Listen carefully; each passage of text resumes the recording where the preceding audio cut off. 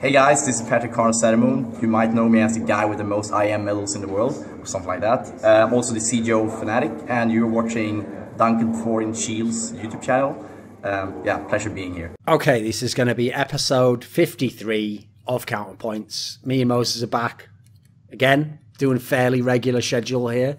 I mean, I would say, to be fair, I've had this happen to me before, Moses. Like in League of Legends, I used to do a podcast that was like fairly well liked in the community, you know. But you know what? Every podcast, every piece of entertainment ever in the world has people who are naysayers, you know, and who are like, oh, you know, this show's not that good. And classically, what haters will always say is like, as soon as a good show comes along that does X, Y, and Z, this show will be left in the dirt, you know, like no one will ever watch again. And it goes without saying, Moses, since I stopped that podcast in League of Legends, I believe outside of my own, there are like 2 that are even running the entire... Think about how massive a game League of Legends is. And the other 2 are, one of them is run by some Riot casters themselves, so they're paid to do it. And then the third one is like some ex-casters who are really big name streamers. So like... The idea anyone's going to fill that void is non-existent. And as you might see, I'm alluding to here, where were all the podcasts when we stopped? I know. We did have like 3 months of nothing. You know what? It's funny, Moses. I'm going to use this as a moment to call people out, okay? Because one of the reasons that I made that point about League of Legends is because when we used to do the show, we had a thing. This term actually came from League of Legends, Twitter analysts, right? They're the people, because in games like League of Legends and Dota, even more so than like Counter-Strike, the veto phase like can massively impact the game. So a Twitter analyst, right, is someone who just sits on Twitter and all he does is just like critique the veto, like, they should have picked this champion instead. And then at the end of the game, which basically it's almost like they were a bot, because at the end of the game, you know, whichever champion on the winning team had the most kills or whatever, you just go like, idiots, you should obviously just ban that one, shouldn't you? Well, here's the thing, right? I always used to say, well, why don't these Twitter analysts come on our show? Why don't they do their own show? It'd obviously be fucking amazing, right? They have sick knowledge. Well, what's funny is, after I actually stopped the Summoning Insight one, some of them did do some shows. Two groups of them started their own shows. Now, first of all, these were the most dry motherfuckers you have ever seen. They were exactly the sort of nerds you'd expect would be on Twitter critiquing. They had no chance. Yeah, no, it was hilarious. And also... because, of course, the person they wanted to be on these shows the least was someone like me, because obviously my knowledge is shit, etc. They had no one like that to like host the show or like have any charisma. So the shows just died on their asses, and some of them were literally getting like 150 views for an episode. And it's like, guys, you're literally filming 3 hours of your life here, and you're splitting between each other $8 or something like. Like you've basically self-owned yourselves so hard, it's unreal on this one. And they all quit after about like 12 episodes anyway. This is what I never understand when people say so-and-so shouldn't have a job, or so-and-so should get fired, or so-and-so shouldn't be hired anymore. The best way to make someone irrelevant is to just do a better job than them. And no one ever does it. It's like, as soon as someone comes out and does a better job, like that person has to either improve or he's gone. He or she. Just go support someone who is actually like a rival, you know, who you think's better, you know, like the old vote with your feet. Yeah, I think that's accurate. Because the thing is, what I was getting to here is, where are all the CS podcasts? I see plenty of people with big mouths on Twitter who know everything about the game, and if they were on a desk, they just, you know what? I've always said this, Moses. I actually think that people who want to be analysts, so they want to be on camera, they want to give that basically is a talk show, but in like bite-sized format. Like the best way to prove you're good at that is do a podcast or something. Be on a podcast, do your own videos. You're basically like auditioning for the job. Yeah, that's actually a perfect way to put it. Well, I mean, we have a couple of those here in the show, Duncan. We have ESPN writer. It's true. Well, here's the thing. Here's the thing. One, he does have a podcast, Moses. You've made this awkward, though, because his podcast is sort of like what we were describing before. It's a bunch of people who do know a lot about the game and are on Twitter a lot, and it also gets 125 views on some episodes. So, sadly, I didn't want to bring that up, Moses. I sort of like awkward. I left that sort of unsaid, but as usual, Moses has to point out the old elephant in the room, doesn't he? Come on. You've muted yourself, by the way, but he's on the old mute, and he's on the old mute. Is he back?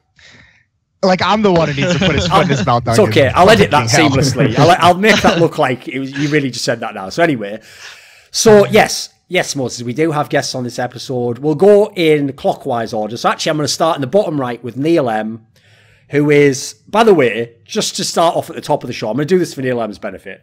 Do not ever try and say, because I've heard people say this, Neil M, that like, you being part of Imperial as like the UK scene coming forwards, that, you know, because Smooya, etc. Neil M is from the Republic of Ireland, by the way. Thank you. I don't know if you know anything about the history of the 20th century, the 19th century, but definitely not part of the United Kingdom or Great Britain in any context. Now, he was in the UK scene because he was working with, which team was it you were with? Endpoint or someone? No, it was an Infused. Infused, like on and off yes, for like a year and a half, I'd say. Okay. And now, obviously, with the Imperial, who people might know, they won DreamHack Summer, went to a few other DreamHacks, didn't do as well as the other ones, admittedly, but on a high from DreamHack Summer. And obviously, people might know recently from the whole drama with Esperanto, the young star player from Lithuania, who was in and out of the lineup.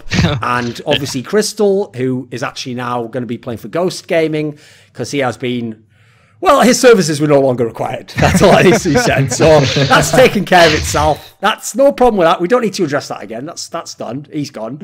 And our other guest for this episode, Sam W. Delorme, because apparently to him it's very important that the W's there, because there's so many other Sam Delormes that are trying to make it in esports that are big thinkers. So he wouldn't want you to confuse him. You know, he's going to be remembered as, you know, like a Lyndon B. Johnson type scenario, but probably not for killing Kennedy or something really great like that. Probably just something minor, like awkwardly crowbarring a bit of philosophy into 2 articles, giving up entirely, and then just writing, just saying, you know what? It's really not satisfying when you put like 10 really good ideas in an article and publish it and don't get many views. Why don't I just put 1.5 in each of these from now on? That's just enough. There we go. That doesn't sting as much when the Reddit downvotes come in. All truth, all facts. No comment. Exactly, yes. Okay, listen, I know the tricks. I learned that myself. A long time ago, I used to naively write like 9,000-word articles, sit there, see it all ignored, downvoted. And so then eventually, all I'm going to tell you is this. About 3 years ago, there was a period where I used to actually, you know, have like a really good schedule for writing columns. I would do 2 columns a week religiously. And that's because I literally figured out that a column is 4 to 5 paragraphs. And that if you know how to write a paragraph, you can basically just do a column anytime you want. So I did the same thing. I had like 1.5 ideas, unpacked it into that. It's like, right, well, there's the five paragraphs. Hit publish on this motherfucker. Thus dies any dreams of great ambition, basically. But I did get the column done. So yes, as you say, Moses, I will correct you there. Okay. Sam Delorme does write for ESPN, but the problem is, if we're going to be very precise with language, if you said ESPN writer, that would actually usually convey someone who is an employee of ESPN, has some sort of a long-term contract. But I can tell you, unfortunately, we don't live in a world where ESPN hires people to do that sort of quality stuff. What they do instead is they bring people in occasionally, cynically, will you do this piece here? And then they get them, you do the piece, and then the rest of the time you're writing elsewhere. And then again, they bring you back in a few months later, you get to do one piece, you know. So, you know, all I'm saying is give them a chance to do more than one piece. We want to see more than one piece, much like I hope a lot of fucking Western anime fans. Not a bad reference, actually. Half decent. Right, anyway, let's start the episode. I fit everything in there. Anime, philosophy. You got the whole intro out. Ireland not being part of the United Kingdom. I think I hit all the big numbers. I checked all the boxes at the beginning, Moses. So what we decided we were going to do for this episode is, right, it's loosely going to be a preview for DreamHack Stockholm. But if you know how we do this show, I actually don't think previews are very interesting. Like who really gives a fuck? Who's going to get out of Group B or whatever? Like, it's usually the reasoning isn't very good. It's not that compelling. So instead, what we're going to do is we're going to use DreamHack Stockholm, much as we did with that E-League episode, if everyone remembers, as the framework of, like, these are the teams we will talk about. But when we talk about the teams, we can talk about however we want. We can go into whatever detail. People can give us whatever opinions. So let's start here. So Neil M, being as in the scene that you're playing in, you have teams that are at this tournament here that we don't always see at all the big tournaments. So one of them actually would be the HellRaisers squad. And HellRaisers as a team, I actually find them very confusing because it feels like I always describe them as like they're the ultimate upset team. Because as soon as you think, right, they disappointed me at the last LAN, they didn't get the placing, you know, I thought they had a chance to beat this team. Whenever you think that, right, time to write them off, that's when they'll always get like a nice upset. Like Woxic will have some like mad fucking 35 frag game. They'll win like 16-13 on overpass, whatever, you know, that sort of a scenario will happen.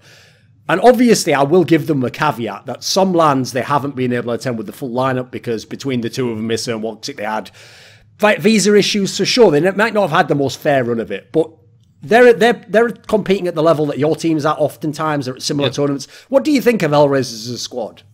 HellRaisers, honestly, are like one of the best upcoming team. But as you said, like they always have issues with like Woxic not having a visa. When we played them at DreamHack Tours, they absolutely destroyed us. It was like the only time I've been part of Imperial where someone has destroyed us like that.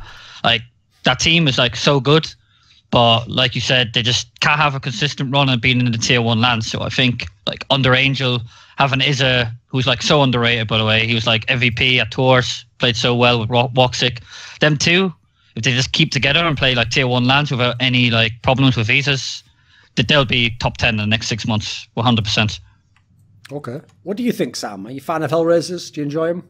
I am. I'm a massive fan of Woxic, but I don't. Top 10 is a little bold.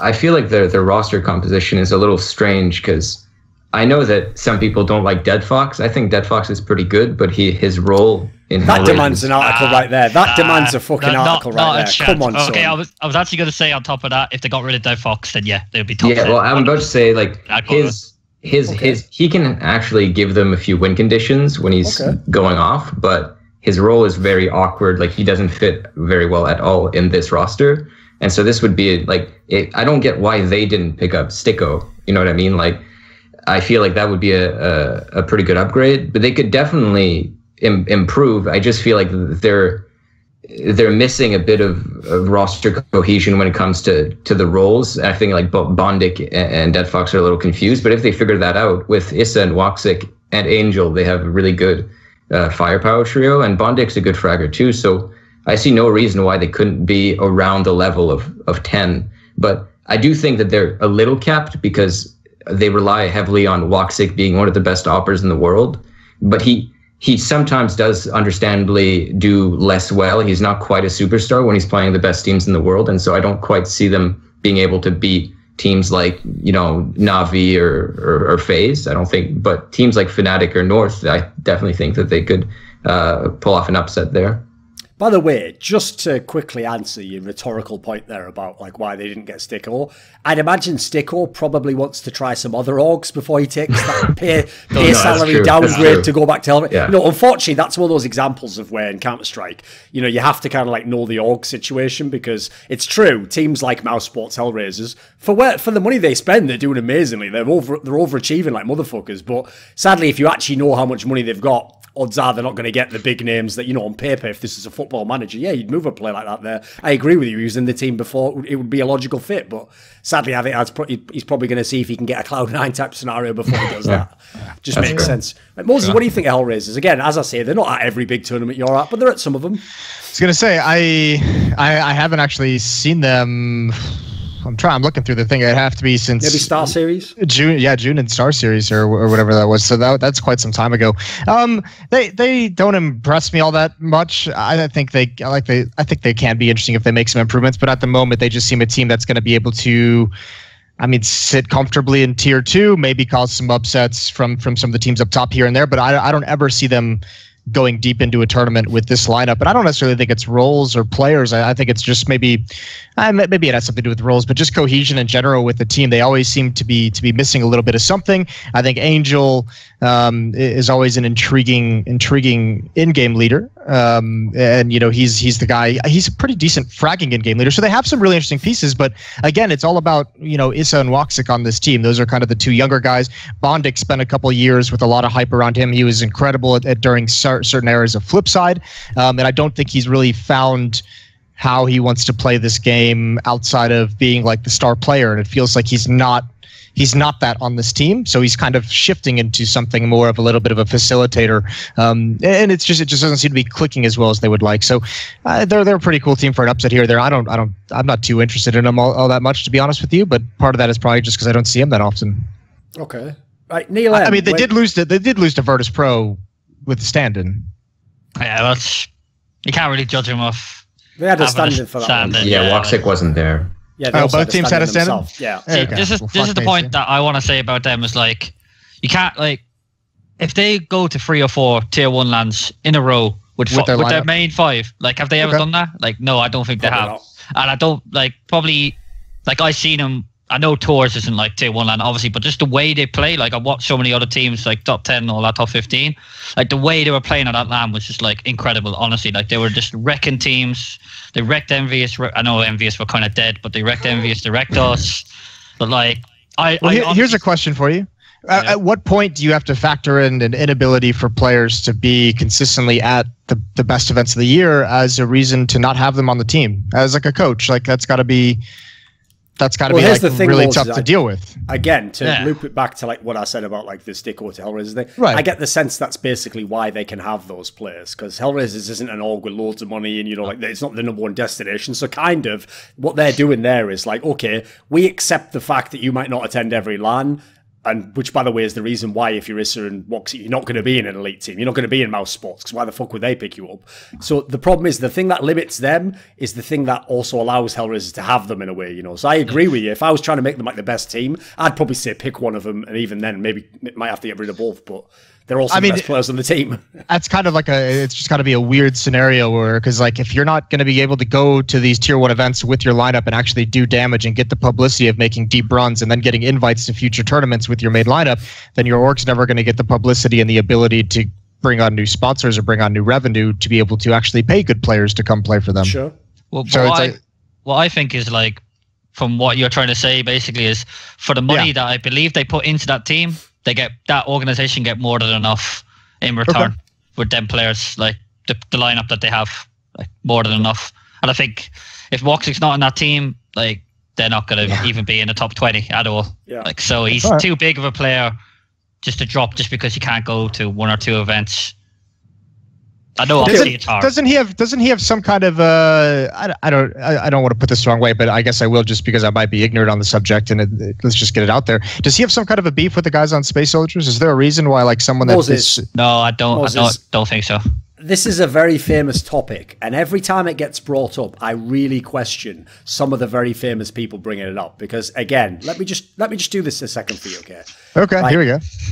I don't think you could even name an NA team that gets paid as little money as Space Soldiers. Yeah. Secondly, if you're on Space Soldiers, every member of your team is a viable risk to not get a visa. Like, literally, if you are good enough, like Woxic is, to not play in a Turkish team, you should do everything you can to continue. Because you yourself are a visa flaw, and then secondly, Space Soldiers gets paid fuck all, and apparently you're in like a terrible spot. So unfortunately, I know why on paper, again, if it's Football Manager, you want all the Turkish players together. That makes sense. But like the reality of the world, it is, apparently he does have beef with some of those players, but the reality of the world is even if he didn't, like there's like, here's the best example. In the French scene, as we have seen, every single beef can be resolved if people get desperate enough. Do you ever feel like any of that beef has actually been resolved? Dude, NBK is going to play with Happy again. What do you want? This guy literally bombed him out of 2 majors in a row in last place. Yeah, all right. Well, I mean, you know, existence due to some fucking beef was sitting in the fucking cold behind, huddled up next to a fucking burning fire for 2 years. You know what? He's back. He's back now, baby. Not at DreamHack Masters, Duncan. He isn't though. He isn't. Suck it. You know, it's all right. I won't be watching anyway. No, just kidding, of course. Definitely always watch Tier 1 Counter-Strike. Right, what about this then? So to wrap up the Space Soldiers thing, I want to ask you this though, to Sam and Neil. Right, since Woxic is in this really weird scenario where, because of the country he comes from and his own situation, I don't even know, unless something changes politically in the near future, if he even can be on a FaZe or a Mouse Sports because of that situation. Like, I just don't think they would take a risk, you know, picking up a player that you can't be certain goes to the lands. So as a result, it's entirely possible, despite the fact that viewers who haven't watched him play much might think this sounds mad, that he could be a situation. Okay, so you remember when Simple used to play for Flipside, and the reason he was on Flipside is because he couldn't go to fucking ESL majors, and at the time ESL held 2 of the 3 majors in the year, and he just had pissed off some of the HellRaisers guys anyway, right? So that's why he was on Flipside. So people didn't understand. Nobody was hyping him when they said, this guy's fucking amazing. It's like, he is amazing. He's just like, the reason he's on a shit team has nothing to do with how good he is. So is it the same with Woxic? Like, could Woxic legit be like, you know, a top 5 player, top 10 player in the world? Do you actually think he's that good, Neil? I think he is, yeah. Definitely, for sure. It's just the way he plays, and he's consistently dropping massive numbers. Yeah, I think so. It's just the whole situation. It's going to be really hard. what's great about Woxic is that he can do like literally everything. Like he plugs every hole that HellRaisers has. Like if someone's dying over and over again as a B anchor, he can just go there with a Yop and shut it down. Like he's very mobile. He can play aggressive. He can play passively. He's great as an anchor. He responds very well to pressure. Like he's very, very good. It's not clear that he's as good as the very best oppers yet, because he doesn't put up like quite as good numbers when he's playing against top teams. But that's also because his team gets kind of bombed out a lot. So, but yeah, he could easily be a top 10 player if you gave him the opportunity and the time. Yeah. Okay. Because the thing is, like, I will fully admit, I haven't had a chance to watch like his POVs, etc. So I haven't focused on him specifically as much in HellRaisers. Obviously, though, I have seen tons of games where he hard carried, and sadly, in their particular team, while I do think they've got like a half decent playing style and they seem to have some nous behind the in-game leader and the coach, they do massively get carried by that guy. Like, if you haven't watched him play, like, it is comparable to when Simple was in Flipside, and like that was like a win conditions. He had to go fucking ham to have any chance of getting these upsets. Right, okay, that's obviously a team that's, you know, people don't know as much. So here's the question, okay. A team with a new change is North, because obviously North has done this move where even though they're officially calling it a loan swap, actually, so technically they have loaned Niko with a K, smaller K, from Heroic, and they have sent Mertz the other way. Now they claim it's a loan, but like I think the code for that is like it's just a way to do a transfer, and then if you, in theory, just say that it's like, but it's not we haven't bought the player, but it's clearly like both teams want that end of the move, it sounds like to me. So, okay, Sam, start with you on this one. You are something of a North hater. You've admitted this. You come to terms with it. You know, to be fair, at least you stepped up to the plate. I appreciate anyone who at least does content about North and puts their money where their mouth is, because far too many people like talk mad shit and then just won't even explain why. So here's the question: what do you think? Like, you were someone who thought that Mertz had a chance to be a good player in North. So is this a bad move? Do you think does it make North better? Where do you come down on it?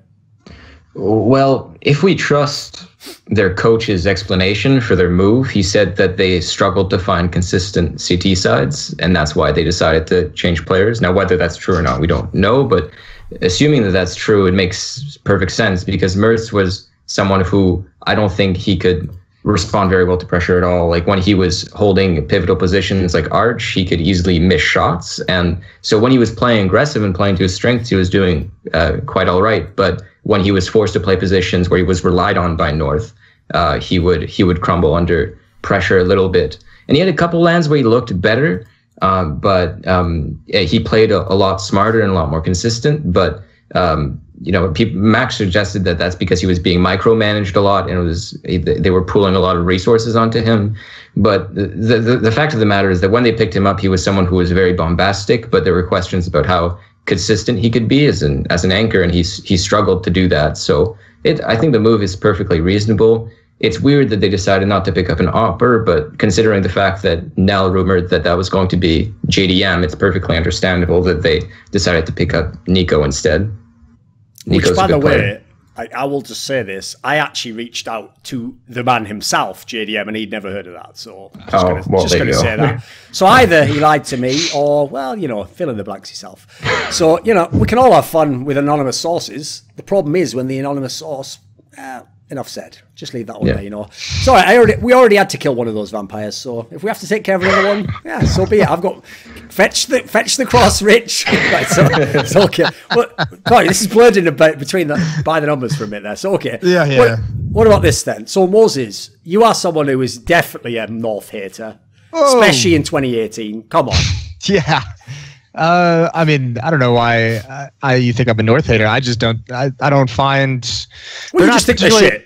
Yeah, they're not particularly anything special to me. Like I don't see it. I think obviously it's great they won DreamHack Valencia. They have some really cool pieces. I think Kirby, and AZ, they've had like a pretty decent upturn recently in this team. I feel like whenever I've watched them play in the past, their past couple events, they've been more impressive than they have in the past. But still, the question becomes: this is a team that is supposed to be a tier 1 team. Whatever system you want to use, Duncan. They're supposed to be, what is it, an A tier A class, yes. A class.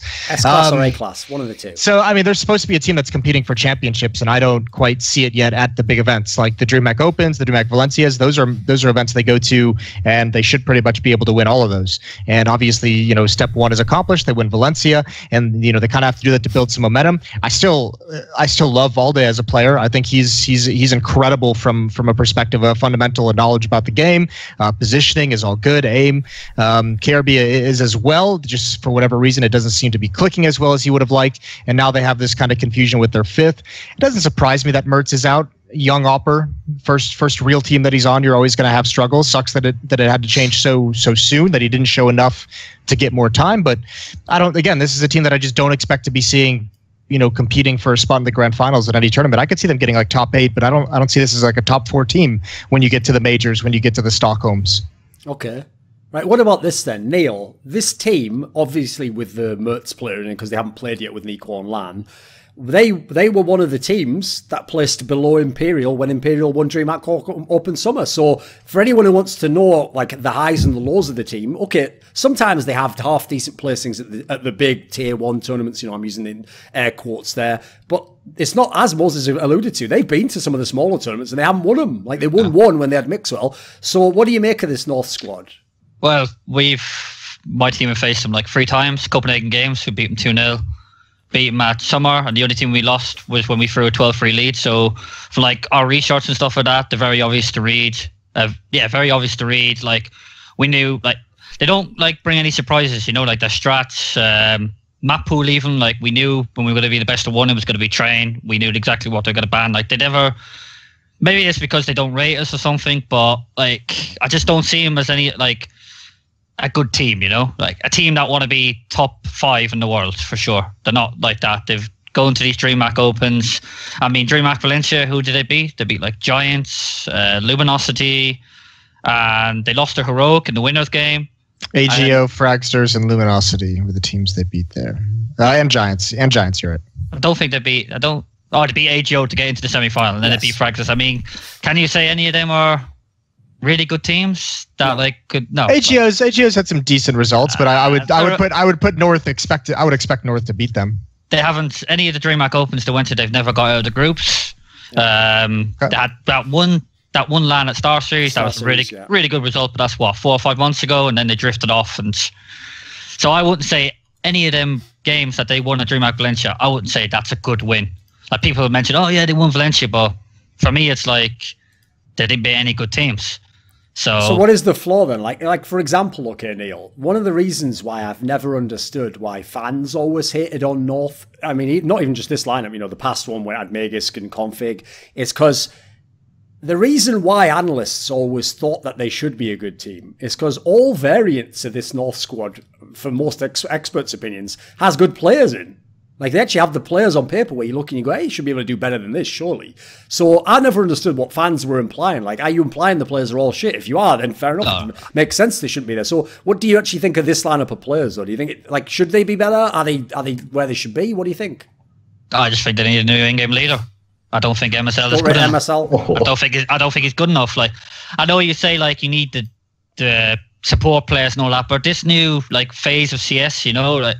You look at FaZe, you look at Fnatic, do you really see like support players? I know Fnatic are not obviously top 5, but I think they're like on the edge, you know, they've only been to, since they had Draken in, they're touching on teams. They're always only to lose in 2-1. For example, I think now Fnatic have got this whole going through, I think they're the next big team to break into top 5 consistently. So like, back to my point, basically, I don't think he's the person that could bring him in the future to go to the next level. So I think they need to get rid of him and bring in a new in-game leader. I think that will take him to the next level. But the thing is that the other in-game leader that's around Denmark is Snappy, and you also just beat Snappy, didn't you? In a best of 3 against OpTic. What do you think of Snappy? I don't really want to give too much away because basically, well, I'll just say it. We played him online, and our main strategy was basically just to isolate him. That's if he wants the game back. This was like a week ago, I think, when we first played with Haji. When we beat him 2-0, we literally just isolated him so much because I don't rate him as a player, and he doesn't change anything he does at B. So I like OpTic as well. For me, are like Have they beaten anyone in the top 10 since they formed? I think they're a bit underwhelming themselves, yeah. Like, we played them at summer, beat them 2-0. I mean, they're at this tournament, so we can talk about OpTic if you want. Okay, here's the last question, though. Because on the North one, like, what I will say about North is this. Like, it is still a team. I look at the players and I'm like, it still should be better than this, surely. Like, you should be at least making playoffs in most of these tournaments. You should definitely win all those smaller tournaments if you're going to be that good. The big problem this squad has is, this is the way I would put it, since you brought up the model there, Neil, of like, oh, do we need support players or whatever? All I'll say is this. I personally don't think you can have MSL and AZ in one team. Like, I do think AZ's like improved a bit. Like, it seems like he does his job better. But they just frag too low. Like, even just the raw numbers are just too low. So mathematically, if the numbers are that low, you're going to need the star players to have monster numbers. And unfortunately, they don't really have that. Like, Valde does it sometimes. Kirby's incredibly hit and miss. Maybe does it against the lower tier. And then obviously Mertz was like, most lands he wasn't doing it. So, like, I realise you can't just boil the game down to a mathematical equation, but I will say this. Go and find me teams making deep playoff runs in Tier 1 tournaments where you have like 3 players averaging 0.6 kills per round. You're not going to find it. Like, it just doesn't exist. Yeah. Like, there's a reason why, even though you can't like use the stat as an overall thing, it does point in a direction that there's something wrong. Yeah, I think it's time. I've wanted to take this battle for 2 to 3 years now. We just need to stop using support player. I think it is the worst terminology that we could actually have. Use instead? I'm going to give it a thought. I'm going to make a video, Duncan, just for you. Until you got some sort of a solution, bitch. I'm going to sit down. I'm going to get the legal pad out. I'm going to get the pen and paper. Yeah, go for it. Write some suggestions down. But it's time to take that word out of our Counter-Strike vocabulary. Because here's the thing. Snacks actually said something similar. And his point wasn't stupid, by the way. What he said was something along the lines of, like, rather than, like, support player, I forget the third term, but he said you should just use terms like entry fragger, lurker, and I forget what the third one was. Like, maybe AWPer or something. I don't know, sniper or something. Whatever it was. Here's the thing. In principle, he was right. Like, what he's done is divide up, like, within a strat, what your actual role would probably be and what, like, the problem he has within his system is his doesn't give any indication as to like whether you're like the main person in the team who does that, like whether that's just a because obviously, like, to use an analogy from sports, we have positions in sports. But there are some like fucking wide receivers in the NFL who are not going to receive the ball, but it's not like they don't run. Their job is they're a distraction, or they receive, 1 out of 10 times when they're wide open. So that's very different from the wide receiver who's like the star player of your team, who's the target every time. And when that guy gets the ball, like that's how you know that guy's the best wide receiver. He's the main person you're going for. So that's why I think, while people don't like the term, if you notice, I tend to use support player more like within the context of like how important you are to like the role or whatever, It's not like a specific position. That's why I actually say you can, in a sense, describe certain entry fraggers as supportive. The ones that just run in and die, that's their job. That's a supportive player to me. So wait. No one has the job run in and die unless they have like 1 HP. They do realistically, mate. They realistically do. Come on. No. They absolutely do. Well, your job is never to go die. It's to go try and get a kill. It's not very likely, but it's not just like, oh, you your just job. described the same thing. Like, if your job is to try to get a kill, well, I believe a small guy who had a very high midichlorian count said, "Do or do not, there is no try." Are you unfamiliar with that? He lived on Dagobah, Moses. At least he was exiled there. We had it in our team, like when Crystal would actually just go in and like be the first person all the time in and like get like find out all the information. Like, that was the only time in our team that he would do that, and then Esperanto would be behind him to like trade frag him. Well, if Crystal gets his 1 kill and Esperanto kills him, it's like a lot better to be in a 3v4 with our. I'm not saying that Crystal is a bad fragger, but obviously. We're talking about pragmatism here, basically. Like, he knows he's probably not going to kill people, but he can be useful by doing so, and in doing so, he can set up the guy behind him and get the kills. So it works if he's good enough at it. Right, okay, let's move on. So since we touched on the OpTic topic, this is a topic I do want to talk about, because here's the thing. If someone wants to tell me in this chat that they don't rate the North lineup or the North players aren't that good, like, I could debate it with you. In a sense, I'd agree, because like it's name value on some of the players. Like, for example, if you could wipe my mind from before 2018, I wouldn't have any hype for Kirby at all. I'd just go, he seems like an all right player, but he's not that sick, The problem is, obviously, my brain's being skewed by all the shit I saw in the past, where he was at times very, very good. So, likewise, when I look at OpTic, the OpTic lineup on paper looks even better than the North one. But as you alluded to, Neil, they haven't really done a whole fucking lot of anything with this lineup, actually. Like, they qualify for the major. Cool. That's it. That's about it, really. Like, I think you'd be even more like, put it this way, North has a better run in this year and better results than this team does. So where do you come down on OpTic, Neil? I don't like, as I said a few minutes ago, they played at the minor, but did they beat anyone in the top 10? No, not really. I mean, obviously it's a great achievement that they're in the major qualifier, but they haven't hit the scales where they're beating top 10 teams and thinking, oh wow, geez, they're doing all right. So what do you think the problem is then? Because I'm assuming you look at some of these players and think they're good, right? I think. I mean, they've been okay. Like they beat Ents. You know, that's pretty legit. Fuck off. Ents is pretty good, man. Fuck off. But they've had one LAN ever.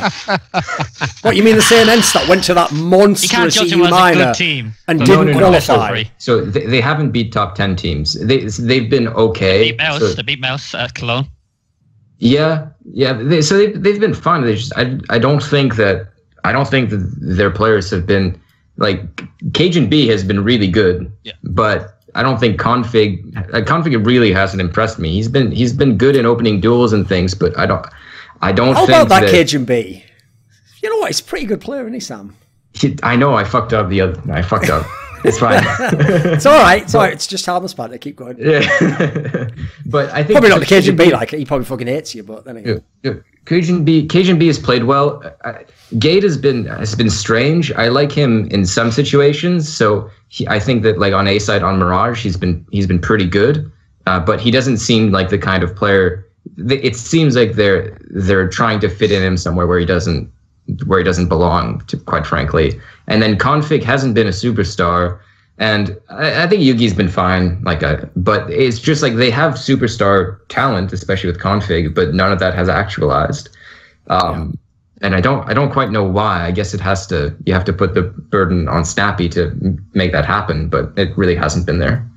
I mean, they are still quite a new team, to be fair. Sure. They're not. Yeah. They have been a few lands now, though. Yeah. But the thing is that they haven't. We think they're new because they haven't qualified to a lot of lands where you expect them to get to, right?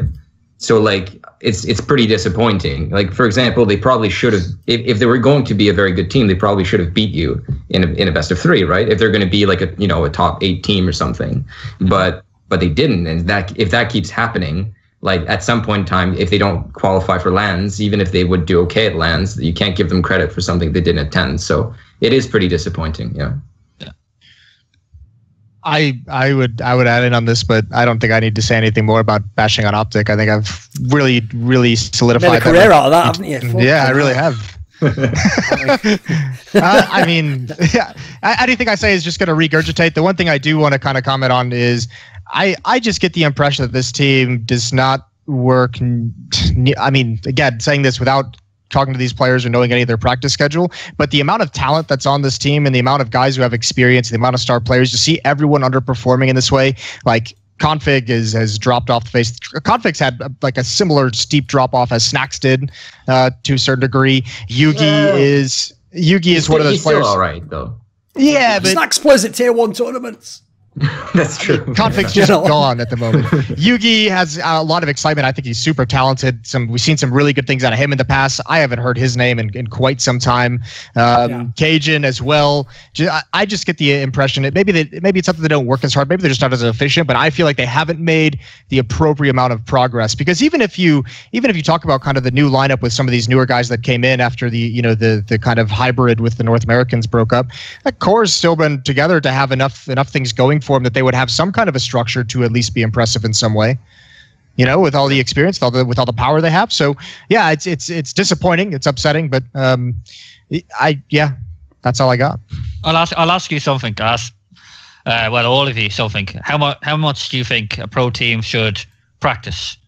5-6 hours, like 5 practices, 1 hour on server. Like, give me an honest opinion. I'll tell you how much they prac. I think it depends what type of team you are, because personally, I think, like, for example, if you're like FaZe Clan, I don't think you need to practice as much. Like, I think it's more about having people who just warmed up, get a bit of practice so you can see how your maps work against people. But I think the more tactical the team is, the more you need. And in fact, actually, I think probably the area that most teams skip is you probably need more theory as well. And I think tons of teams don't even bother doing that till it gets to the boot camp. So, like, off the top of my head, if I had to give a rough number, 4 or 5 sounds reasonable. Yeah. Well, I mean, it also depends on the lifespan of a team, right? Like if you just put together a lineup, the first month is probably going to be super fucking heavy. If I was coaching a team and I just put like a new lineup came together, we weren't achieving the results, I'd do something like, I'd want to do like 3-4 hours in the morning of like, you know, do like a 2-a-day style where you do like 3 or 4 hours, you watch some demos, talk theory, talk over a map, talk over setups, maybe do some dry runs with each other. And then you schedule, you know, a BO3 later on in the evening with the team. And you know, that morning you're talking over and preparing the maps you're going to play in that BO3 practice series against the squad. And you just kind of go from there. But I think Duncan's exactly right. There's just too many teams, you know, you can't, at this stage of Counter-Strike, you can't call getting into a scrim server with a team and playing for 6 hours practice. That's just playing the game. You actually need to put in the work to be able to get to that point. Well, from my thing is, I think North improved a little bit in the last 3 months because they put in more time. Because I could see obviously how much people are practicing. I could see NRG are practicing 10 hours a day now at the moment. So they're boot camping in Europe. But I never see OpTic post over 4 practices ever. It's like 12, 13, 14, 15. I've never ever seen them like do more than that. And I don't think they've even boot camped ever.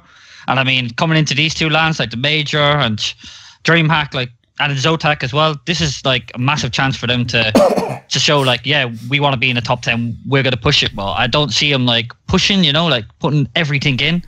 Like for the amount of money they're on, I believe they're on very good money. I think they should be putting everything in, should be putting in more time. And I don't think they are putting in the time that I think is enough. For example, NRG are putting in 10 hours a day, and I think they've improved tons in the last 3 to 6 months. NRG is going to be a scary squad by the end of the year, for sure. They already are a scary squad. But I think them and Fnatic will be the heavy hitters at this LAN, as in like the kind of teams that are not expected to get to top 4. The dark horses? Yeah, the dark horses, exactly. Okay. I think they're the 2 teams that will be the dark horses. Because the thing that worries me about that when you say that about OpTic is, like, first of all, we obviously know some of the problems they had in the last lineup. Like, one of the things that came out of that Stanislaw Twitlonger about his time in battles OpTic was like that Twitlonger just screamed like, again, that like people don't necessarily realize what people like MSL are actually doing in their teams. Because you know what? When have you ever seen a player, even now when they've left, when have you ever seen a player that was on North come out and just straight up be like, I actually never rated MSL, never thought he was that good an in-game leader, can't really do his job well. The best you've seen is Magisk say Glaive is better while his team is winning every LAN, not dropping a map. And even then, he gave props to MSL. So all you need to know is this. Config was someone who, under MSL, was doing everything well. He was playing at his career best. He seemed like he found his role. He really developed into a player. Ever since then, he's never done anything like that while he's been in this OpTic team. He's been nowhere close to as good. And, as we saw from the Stanislaw one, he was a major issue in that last lineup. He was basically the driving force that tore that team apart. So if I hear now that they're only playing a few hours a day, but I know that they're in a big org where you got all the guaranteed money, that sounds to me like people have already gotten to the mindset of like, right, we're just professionals now. So, you know what, how many hours do we have to play? What, 4? Okay, I'll turn up, I'll play the 4 hours. After that, I'll log off. I don't argue with people. I'm not like super passionate. I'm not watching every demo. Okay, see you tomorrow at 9 p.m. or whatever, you know, and then you just come back the next day. Like, if anything, if you're a young squad that, again, hasn't proven yourself yet, still reasonably new, not that new, but, you know, reasonably new, you should be the guys grinding to try and, like, make the massive upset. That's like, right, we're going to put us on the map. Then the tops, you know, sky's the limit beyond that. So you can't be burned out already. What? You haven't even started. Yeah. I mean, I could be wrong. They could be going on the server 2 hours before and doing a lot of stuff, but I don't think they do. I don't think they do 2 hours, like I said, I don't think they've done one boot camp so far. I think that's not good enough for the organization that you're representing. You should be like so grateful to have that chance to be in OpTic. I mean, it's a lot of people's dreams, I think, to be in such a massive org like that. It's its biggest phase, so.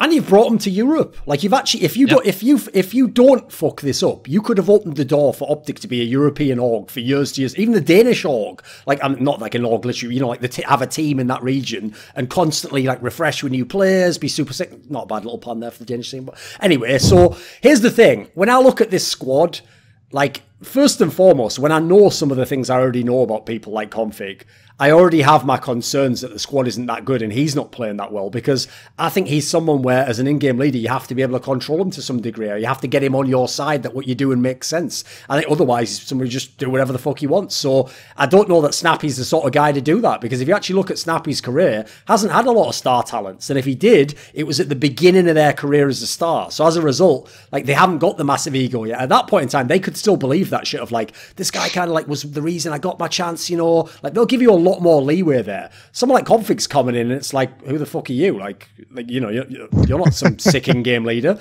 So Snappy had some good results with the old Heroic, but he was also working with like lesser talent, not as many expectations, didn't have the star players generally. His one star was fucking Valde, who, by the way, by all accounts is like probably one of the most reasonable star player level talents I've ever met in all of fucking Counter-Strike. Like, never ever heard him like disrespect a teammate or say he's not going to do what the team want. It's exactly what you'd want in a star player. So I think there's a massive learning curve for someone like Snappy when you get the shot of like, here's all the talent, see what you're going to do with it. You know, you want to believe they could do it, but as we saw with MSL, actually, when he got really good talent, they don't always make the transition perfectly. And then the other one is, one thing I do put on Snappy is like, of all the players in this lineup, bear in mind he already had Yogi when he was in Heroic. Cajun B's a veteran and is playing well. Config, okay, maybe he's hard to corral. Gade is the one that I'm going to look at and judge Snappy on, because this is the young talent. In theory, if that's Snappy's skill set, right, well, I'll bring up young players, I'll figure out how to find what their role is. Okay, go ahead, do it.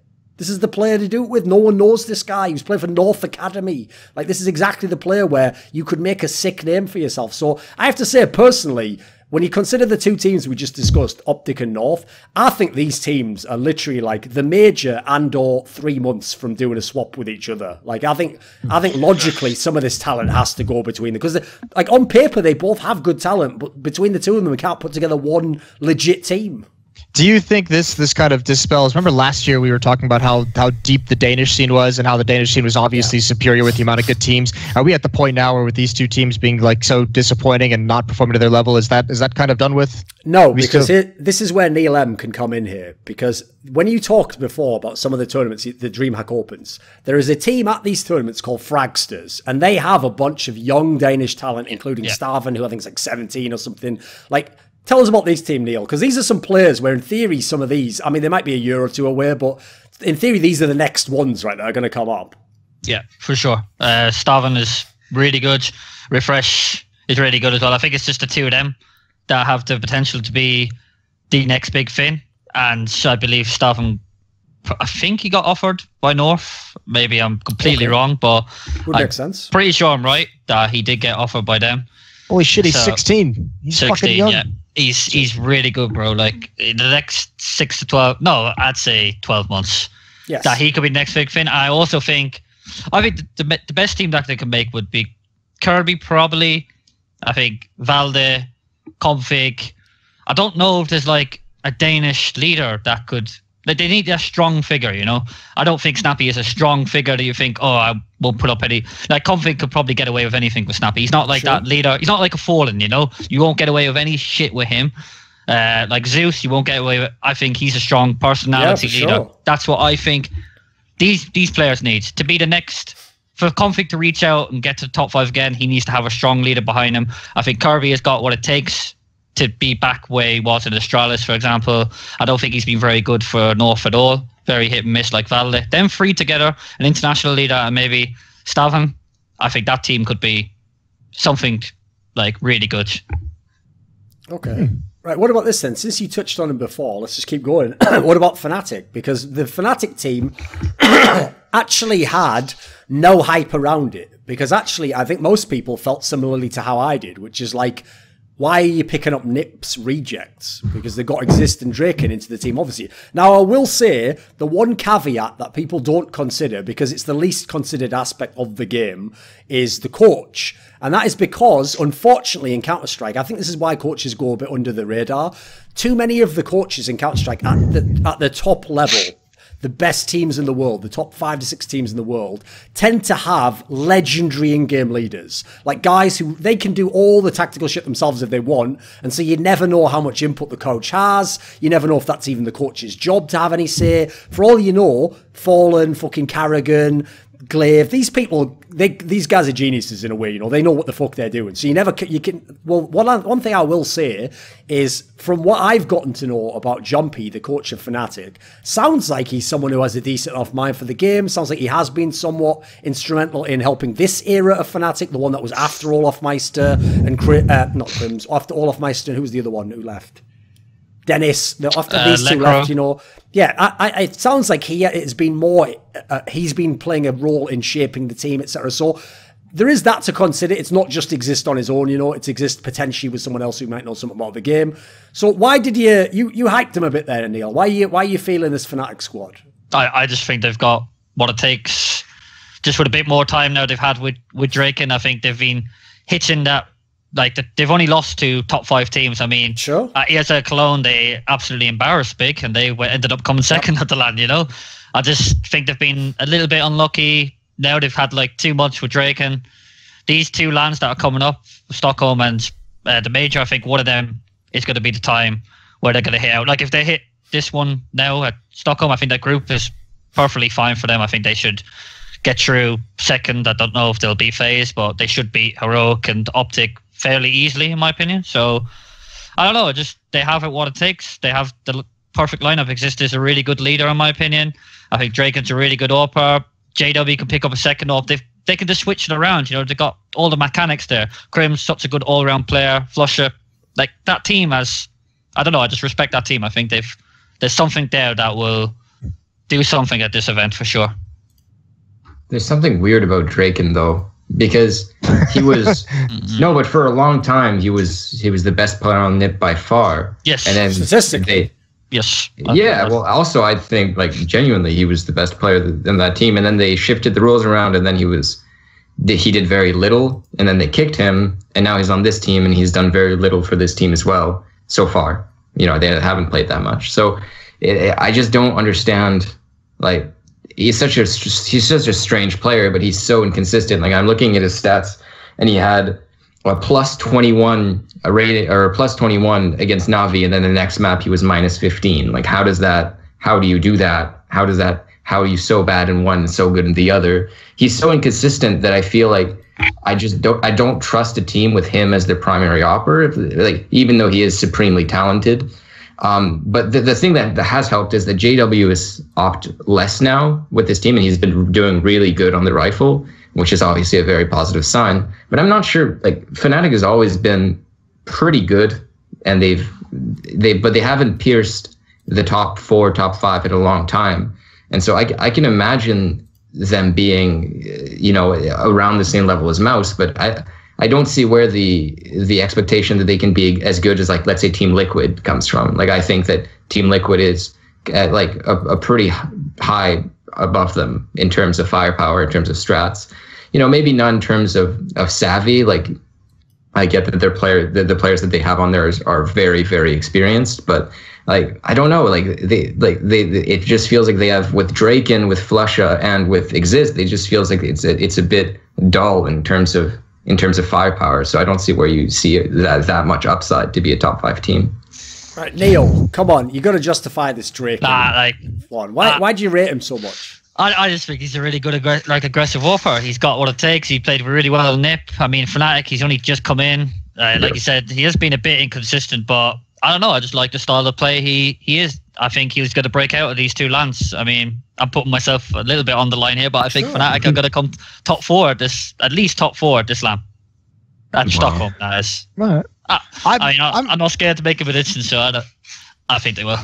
I'm with you, Neil. I'm actually really hyped about this Fnatic team as well. I don't know if I'll say that they'll get a top 4 at Stockholm. I think I mean, obviously it's just a prediction, so it's not a huge deal. But I mean, if you look at the teams that they've been denied by, you know, they've lost to, like, Na'Vi to get that top 4. So, you know, they've lost to some of the pretty big hitters. They beat FaZe at E-League as well in a close matchup. They were very close against Mouse Sports, all teams that we consider to be very, very good. My excitement with Fnatic is I think Draken is the he is the product. I think we're going to see more players like Draken, especially with the op, like a product. He strikes me as a player when I watch him that has just learned how to play the game through pug systems and through like, you know, FPLs and through, you know, just pick up games with other like people in his area of like of the scene, whether it be semi-pro or not. And I think that was part of the reason why he could never get comfortable and never really found a place in NIP, is because they started playing a little bit more structured. Obviously, they started getting a little bit more defined and a little bit, you know, more fundamental. And I think the longer he spends in Fnatic, I think we'll see him get a little bit more consistent with how well he plays, because that is a team historically, and those are players historically who have always allowed a lot of individual freedom, even when they do have some kind of framework to work in. And then I think if you go over, obviously, Crims, we don't need to really say a whole lot. He's had a phenomenal year. I think that's going to continue. No reason to think it's going to doubt.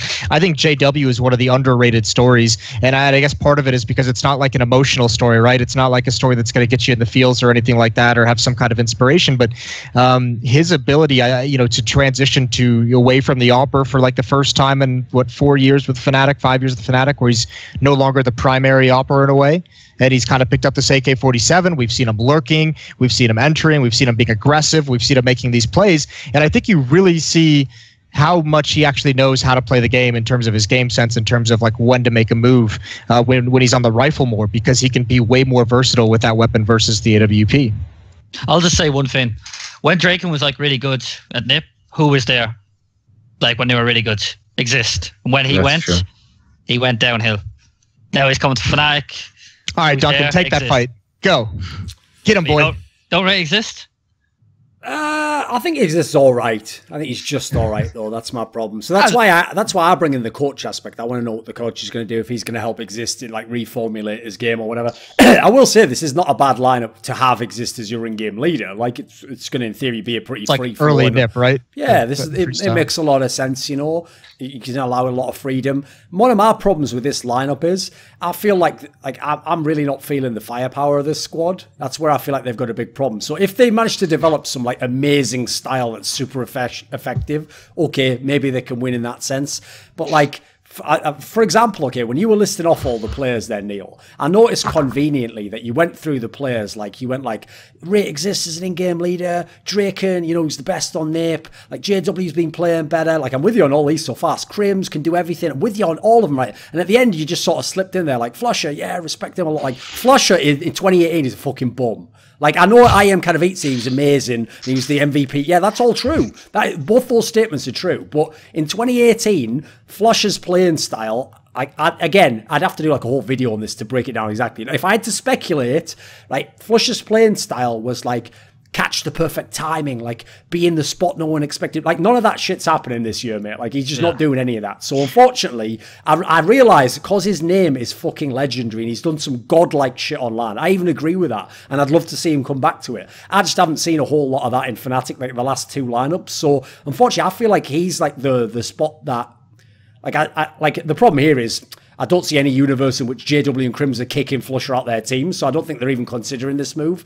But I think in the coming months, if you want to make Fnatic a potential top team, that's like the spot. Either you need to resurrect Flusher or you need to bring a new player in there. I don't know who it is, though. That's the problem. That's the one thing that they're missing recently, Fnatic. It's that killer instinct, that like ability to just put teams away in those close games, and that did come frequently from Flusher, who, you know, for the first few years of CS:GO was the best clutch player that we'd ever had historically in the games, and even the best rated player at the major. But yeah, he is. That is, I guess, worrying that everyone else has seen JW's seen a resurgence, Crims has seen a resurgence, and Flusher's the only one that hasn't. And by the way, the scary thing about it is Flusher actually, he shares something in common with Snacks here, which is that they're players that were just always good. Like, you go and look at their teams in the past. Doesn't matter if their team's at the top, if their team's dropped off. Like, even when he was in Godsent, everyone remembers laughing at Godsent. Haha, Godsent was so bad. He was a fucking boss. Go watch some of those games. He was carrying tournaments. Like, that guy was still really good. So actually, that's the most depressing part. When a player who's like never been bad drops off in form, fucking hell, I just get out on that one. That's why I'm so all out on Snacks. Like, I'm not buying in on that one until I see that fucking stock price go way up again. Like I just don't, like, you know, it's like a player like that, they don't know how to even get out of the funk. They've never been in one. They were just good the whole time. It's worrying. That's a really worrying trend. Here's one cool little tidbit. I remember when that when Exist made that move, when he was playing under FaZe, I had a conversation with him over some apple juices, and he had mentioned that part of the reason why he went to FaZe and he was spending some time in that team was he still wanted to be an in-game leader, and he wanted to like learn from Kerrigan. Like that was part of his motivation, was like, I want to pick up some tips. I want to kind of see what he does. Intern for a free flowing style. Yeah, and win a tournament here or there, get a lot of money, good stuff. But yeah, he wanted to go and kind of pick up some tricks, and I think he just felt like he kind of petered out. The entire team, that lineup with NIP just kind of petered out by the end of it. They were, as we all know, like dead for like a year before they really started breaking that squad up. But Exist just said, I need to get better at being an in-game leader. So that's part of the reason why I was at FaZe. Fair enough. So, okay, I will say this, though. Like, the Fnatic that turned up at E-League was way better than I expected them to be. Like, they did look pretty legit. And I'm with you on the last few months. They have looked pretty solid. Like, they're not losing to lesser teams. So, there's definitely some play with that one. Right, what about this, then? It's a topic we've talked about a lot on the show, Moses, but let's ask these two about what they think of the MIBR move. So, Neil, MIBR, if we were talking about North and we're talking about OpTic, like, why are these teams better with these players? Like, in theory, I mean, I guess I'll frame it like this. If Moses' point about you don't need support players, they don't even exist anywhere, if that's true, then there is literally no reason this MIBR team doesn't succeed. It's got fucking amazing players. So, what do you think of this squad? I don't think they'll ever get back to the legendary status where they were like dominating every team. I don't know. Maybe it's like the culture is like together or something. But I think that they could take one person from NTC. I think Phelps was really good on that team when he was in SK. Maybe probably a shame they blamed the fuck out of them, kicked him out of their squad, wasn't it? Well, then again, though, to be fair, desperation, as we said with the French teams, I think he'd probably come back. I think he should come back. I mean, it's not going to happen, is it? But sure, I think he was the perfect player in that team. He'll do anything that Fulham tells him to do, and I don't know. I just thought he was an all-round player, good player in that team. They were doing pretty well with him, but I just can't see them coming back with that lineup. To be honest, I actually think they look a lot in terms of stylistic makeup to that Phelps team, because Stewie 2K plays a lot like Phelps does, and Tarek plays quite a bit like Tarek does, or like Taco does. The thing is that I don't think that Stewie 2K has the same sort of ceiling that Phelps does. Maybe that's controversial, but that lower. You think Stewie's ceiling is lower? Yeah. And I think that Tarek's probably a better individual player than Taco, but as an anchor, which he did quite a bit of on Cloud9, but I don't think he's quite as good as Taco is at that. And so I think like it's a weird mix where you have a slightly worse like support or anchor, and then you have a slightly less good dynamic player, and now you're speaking English. Like it's just a strange, like I get why they added Tarek given the fact that they added Stewie 2K, but it seems like you're just trying to re-roll 2017 in a lineup that you didn't like at the end of the day, and you didn't like that style, and now you're trying again, but with probably a worse team. So this team could be fine. I just don't think that it'll ever be as good as that previous lineup was. Like I don't. Well, if we're gonna have this conversation, it's one of those weird intangible things, I guess, to talk about. But it's gonna be so hard, no matter how good this lineup does. I mean, you have to remember that previous MIBR lineup for 2 years had the best player in the world and kind of established. I don't think we would necessarily call it. We might. I don't call it the SK era, but that Brazilian team was like, the team to beat for 2 years straight. So it's kind of hard to say, if you're going to say this team isn't going to reach the heights of the previous one, well, of course not. Like there's just too many good teams now to have an era where you're that dominant for 2 years. So sure, but I mean that Phelps lineup was good for like 5 lands or something, and they won 5 lands in a row, and they had a really good run. But I don't think that this team could have. I mean, it'd be really cool if they did. Yeah. But I don't think that. I think that Stewie will probably be better on this lineup than he was in the previous one, because he has another buddy, and he can probably be a little more dynamic in a way that suits with the team. But I don't think that they'll ever be as good as FaZe or Spain. Well, who knows about FaZe, but like they'll never be as good as Astralis or Na'Vi in this current era. I just don't. Unless Fur becomes a superstar player again. But that was one of the biggest win conditions for a very long time. And so basically for all of 2017. And now both that kind of style, which both he and Rain share, has worked a lot less well in 2018. They've become way more predictable, and utility has been able to counter them a lot better. And so I just don't see how I just don't see the way how it would fit in a way that it would be any different from how FaZe is doing, but probably slightly worse. I mean, I think it's just slowly a sinking ship. I think Cold wants out. I'm pretty sure he's going to leave after the major. I mean, I think he's going to go to FaZe, but it's just a sinking ship. It literally is. That's what it is. I mean, they should have just kept. Obviously, they wanted to try something new. I understand that. Whatever. You don't know what happens inside the camp, but the best way, the most successful way by far, was 5 Brazilians in that team. Yeah. I mean, I have to say, by the way, you know when people, Moses, do that classic thing where they try to imply that, like, oh, you just support X player because he's your friend, or you just like this team because they're coached by their friend. Yanko's one of my favourite people in esports. I don't have any faith in this team whatsoever. I think they're fucking going to do nothing whatsoever. I think when you look at the lineup, they'll be one of the most underwhelming super teams ever formed in the history of Counter-Strike. In fact, I'll go ahead and say this. For a team that has all 5 players as major winners, I think they're going to accomplish fucking dick. Absolutely nothing. Spotted dick with no custard. Do you think nothing they get there? Just dry shit in your mouth, and you're going, fucking anything to actually lubricate this? No, because you don't have any supportive players, you dumb motherfucker. You've been listening. You got the wrong analyst. Did you get Moses as your coach? Or is he just the general manager of this motherfucker? Whoa.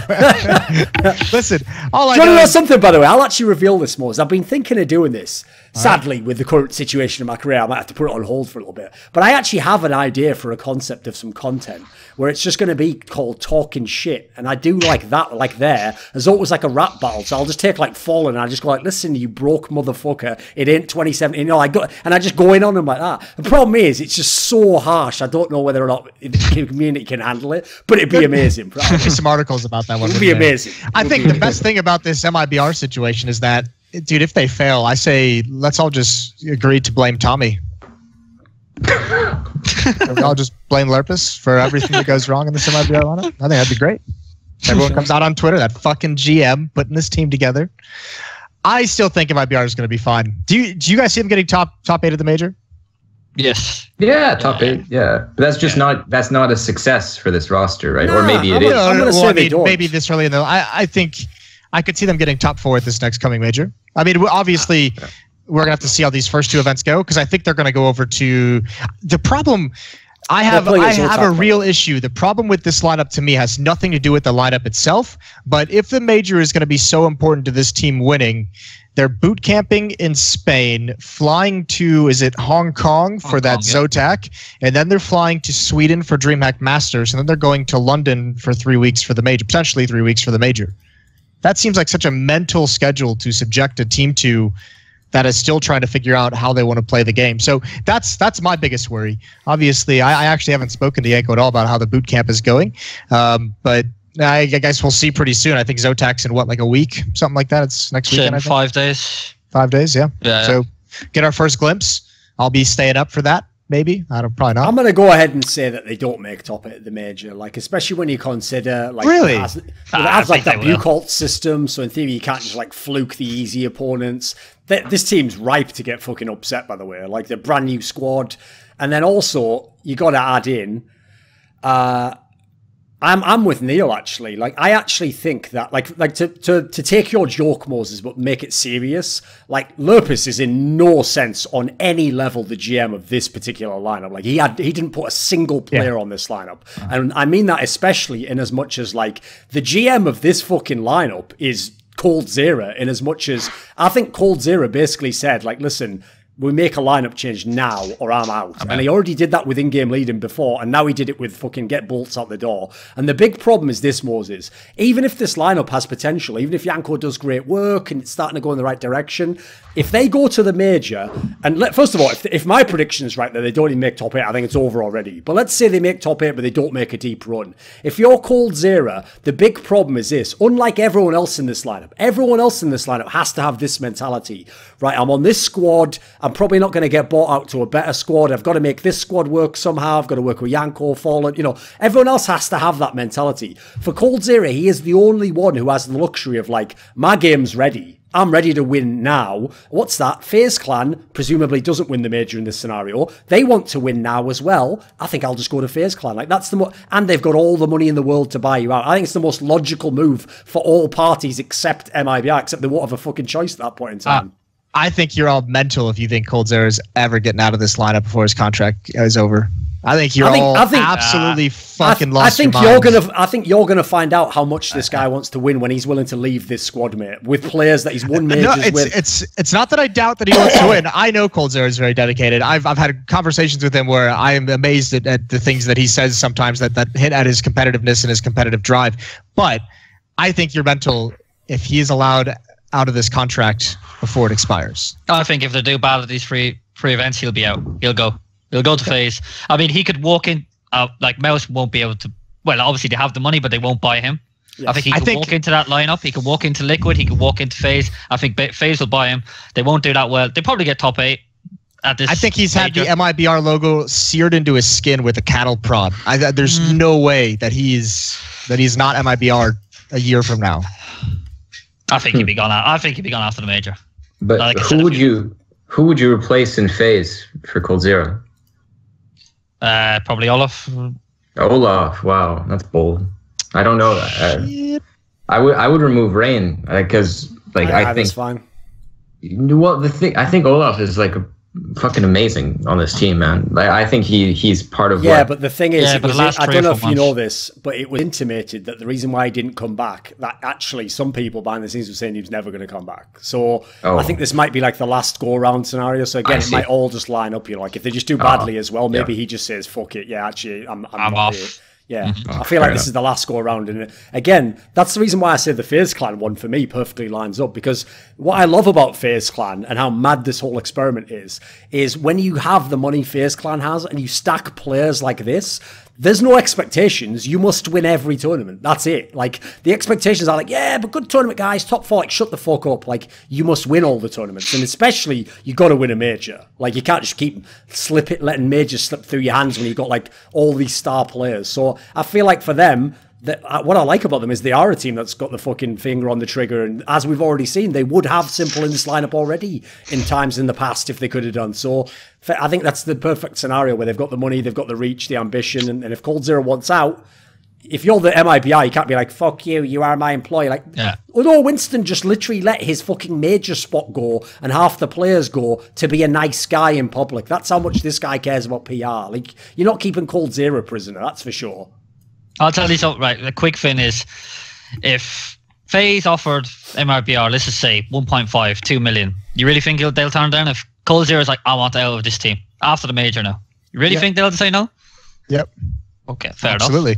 Fair enough. I disagree, but fair enough. Moses, all you need to know is this.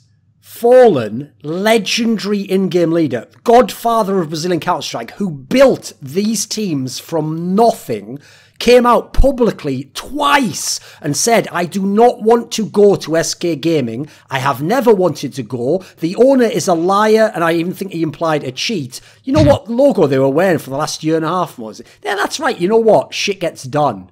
And it's sometimes not the people with the mouth running, it's the people behind the scenes carrying the fucking shotgun. Yeah, but that's a little bit different, isn't it? That decision... You like that? Oh, straight fire. that decision is made... The people who make that decision are getting... I mean... Yeah, I'm not going to go there. But this is Cold's world, and we just live in it, baby. Even for $2 million, I don't think that he goes. I think coldzera is in this MIBR uniform until his contract's done. Mate, I'll put up 500k that. Just get him the fuck out. Listen, Cold, just give me some sort of... Just give me some sort of deal on the back end, 5% of the prize money or something. We'll make it work. The numbers will work out, okay? It's all right. Listen, I want you to win as well. I don't want you trapped in fucking Fallen prison forever. So anyway, moving on.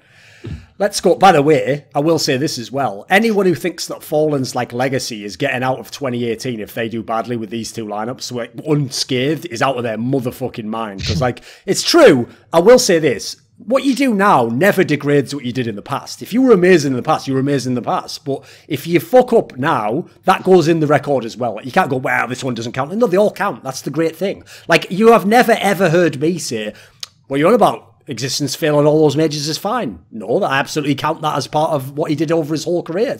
It counts. They all count. That's why I always say to players when they're like, yeah, but we had a bad one. It's like, well, it doesn't matter. Like, everyone has a great excuse, but they all go on your record at the end of the day, whether you win or lose. Like, so what about this then? I thought another team we could talk about, there's another squad Neil's going to know and have some insight on, but maybe a lot of people in public haven't seen as much, is Gambit. Because obviously Gambit made the move to bring in Blade as their coach. And at certain tournaments, by the way, including DreamHack Masters, you actually can talk if you're a coach. And therefore, in theory, Blade could have more of an impact there. They obviously also did that roster move earlier in the year where they brought in May from Vega Squadron. So what do you think of the Gambit squad, Neil? Fan? No. Let's say no. It's a sinking ship as well, I think. Since they brought in Mer, they've probably finished like last at most events. They went to Zotek Land that we were at. They finished 5th to 6th. There was teams like Valiant, Kingwin, NTC. Like, they weren't great teams there. And they're not even getting out of the groups, where there's my team, Windigo, and who's the other team? XCOM. Not even getting out of the groups there. DreamHack, they should be getting to the finals of them all the time. Starladder finished last. Cologne finished last as well. So very poor performance, yeah. Like, all the tier 1s lands, they're finishing last, and they have no signs of, like, I mean, they did qualify for New York, I think. That was the one decent result that they have since they brought in Murray. Even C's, like, they haven't done anything with him that much. So I think it's teams sinking off, man. By the way, I've got to say, I actually do love that we've had these tier 2 lands where some of the, like, what used to be tier 1 teams, like, went there to try and kind of like power up again, because what it's really shown us is how utterly terrible tournament formats are for actually telling you who, like, the 7th best team at a tournament was. They do a really good job of telling you who the best team was. They do a pretty good job of telling you who top 4, but beyond that, it gets real squirrely, because you know what? Some of these teams we talked about, North, OpTic, Gambit, HellRaisers, if you see some of their performances in tier 1 and there was no tier 2 and you just said, right, imagine if they went to a tournament like Copenhagen Games,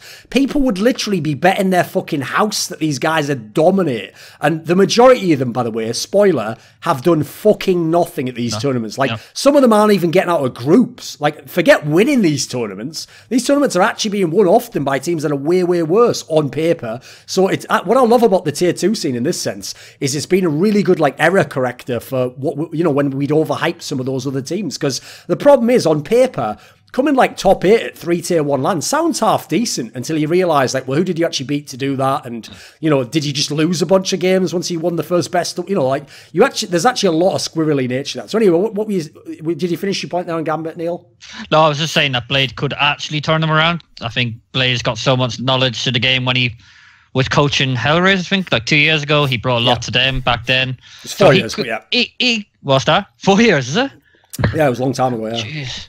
I thought it was like 2 or 3. Anyway, like, I think he's got a lot of knowledge to the game. I mean, maybe he'll bring something that they're missing so much. They haven't got that natural in-game leader, I guess, in that team. So maybe he could bring something. But, I mean, I don't see a lot in that team at all, being honest with you.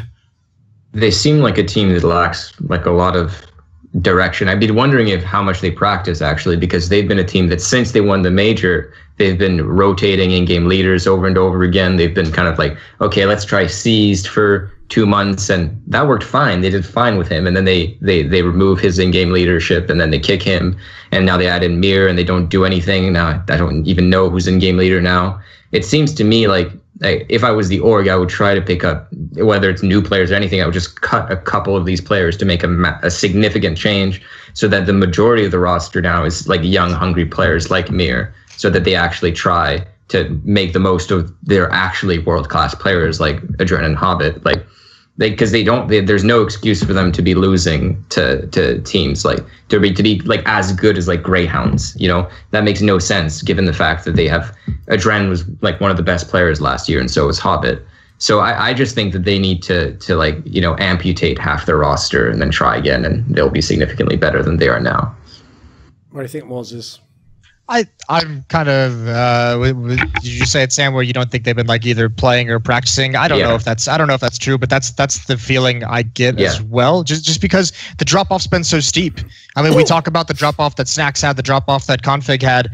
the drop off on Gambit is Adren, Mo, and Hobbit. Like, where did these guys go? Why is there nothing coming out of it? I don't understand how a team can collapse this suddenly, except for the explanation of just not working as hard as you used to, or whatever it might be, or what. I mean, it's wild to think that even when they won the major, remember there was this story that their boot camp was going terrible, that they weren't even practicing effectively, and somehow they still were all crazy individually. But it doesn't matter how hard you practice if you're not there on an individual level.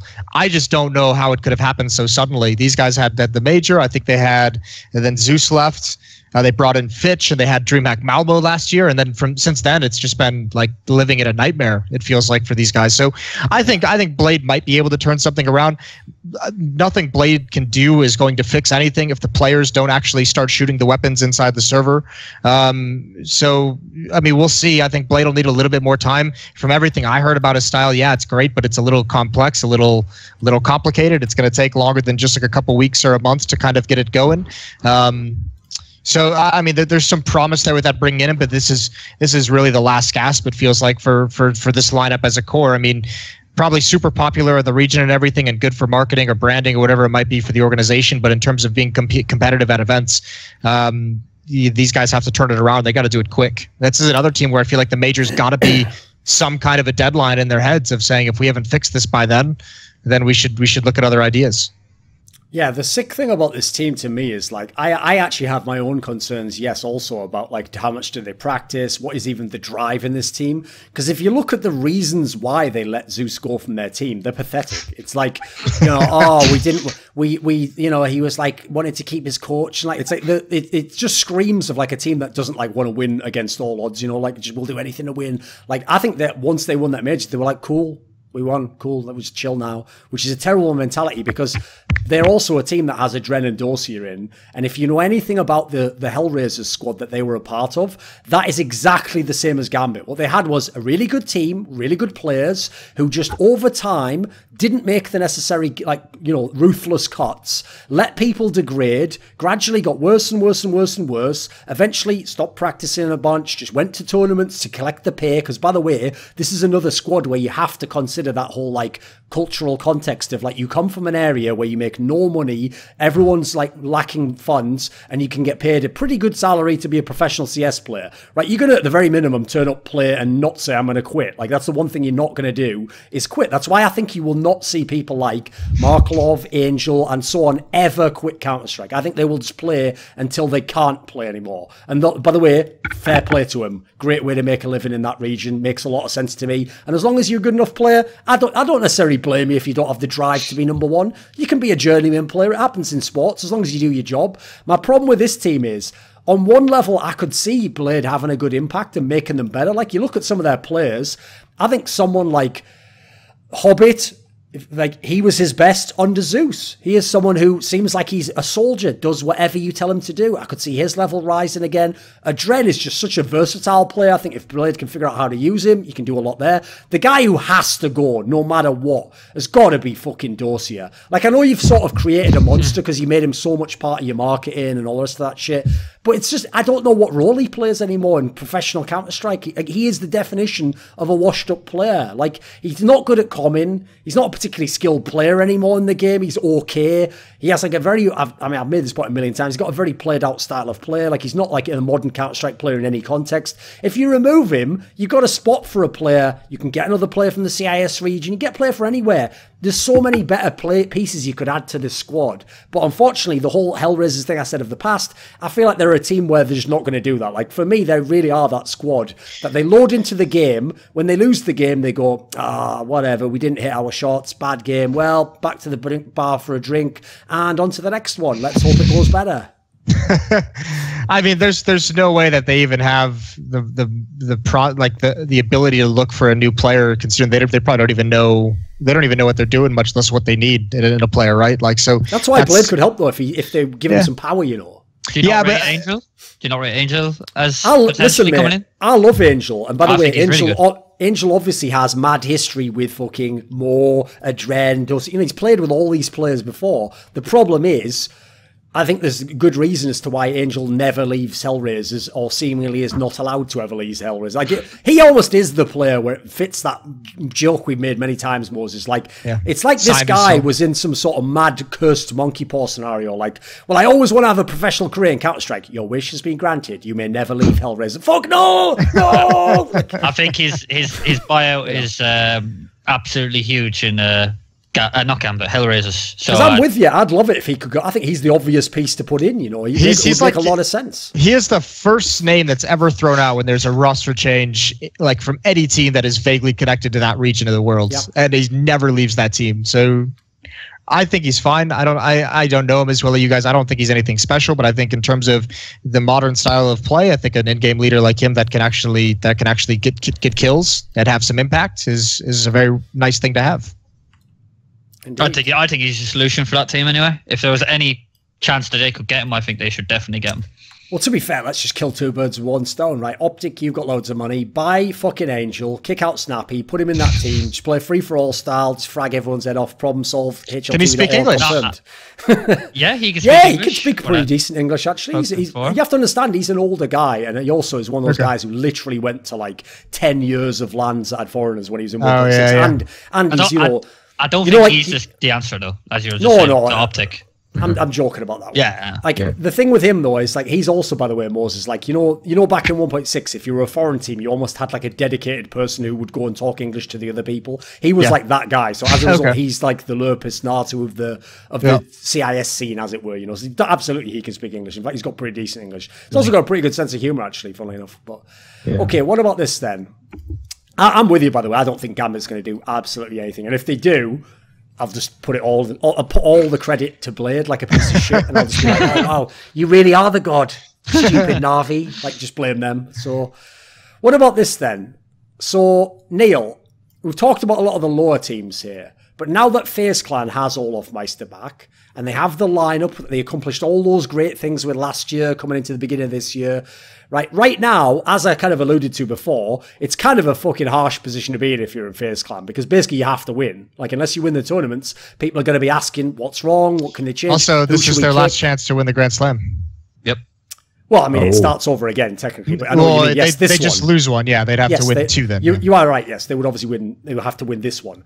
But obviously the thing for FaZe Clan is they're still in a great spot. They've had all the great placings, but they live in a world where Astralis wins nearly all the tournaments. So what do you think of FaZe Clan with Olafmeister coming back? And more importantly, Neil, do they actually do it? Like, do they break through? Can they become the #1 team with this lineup? No, I don't think so. I think it's too long gone that he's like been in and out of the team. I think it's actually affected him a little bit mentally, maybe. That do they actually have the belief of him coming back? Are they going to go back and be the #1? Like, for me, I don't think so. I don't think they're not better than Navi. I think Liquid are better than them as well.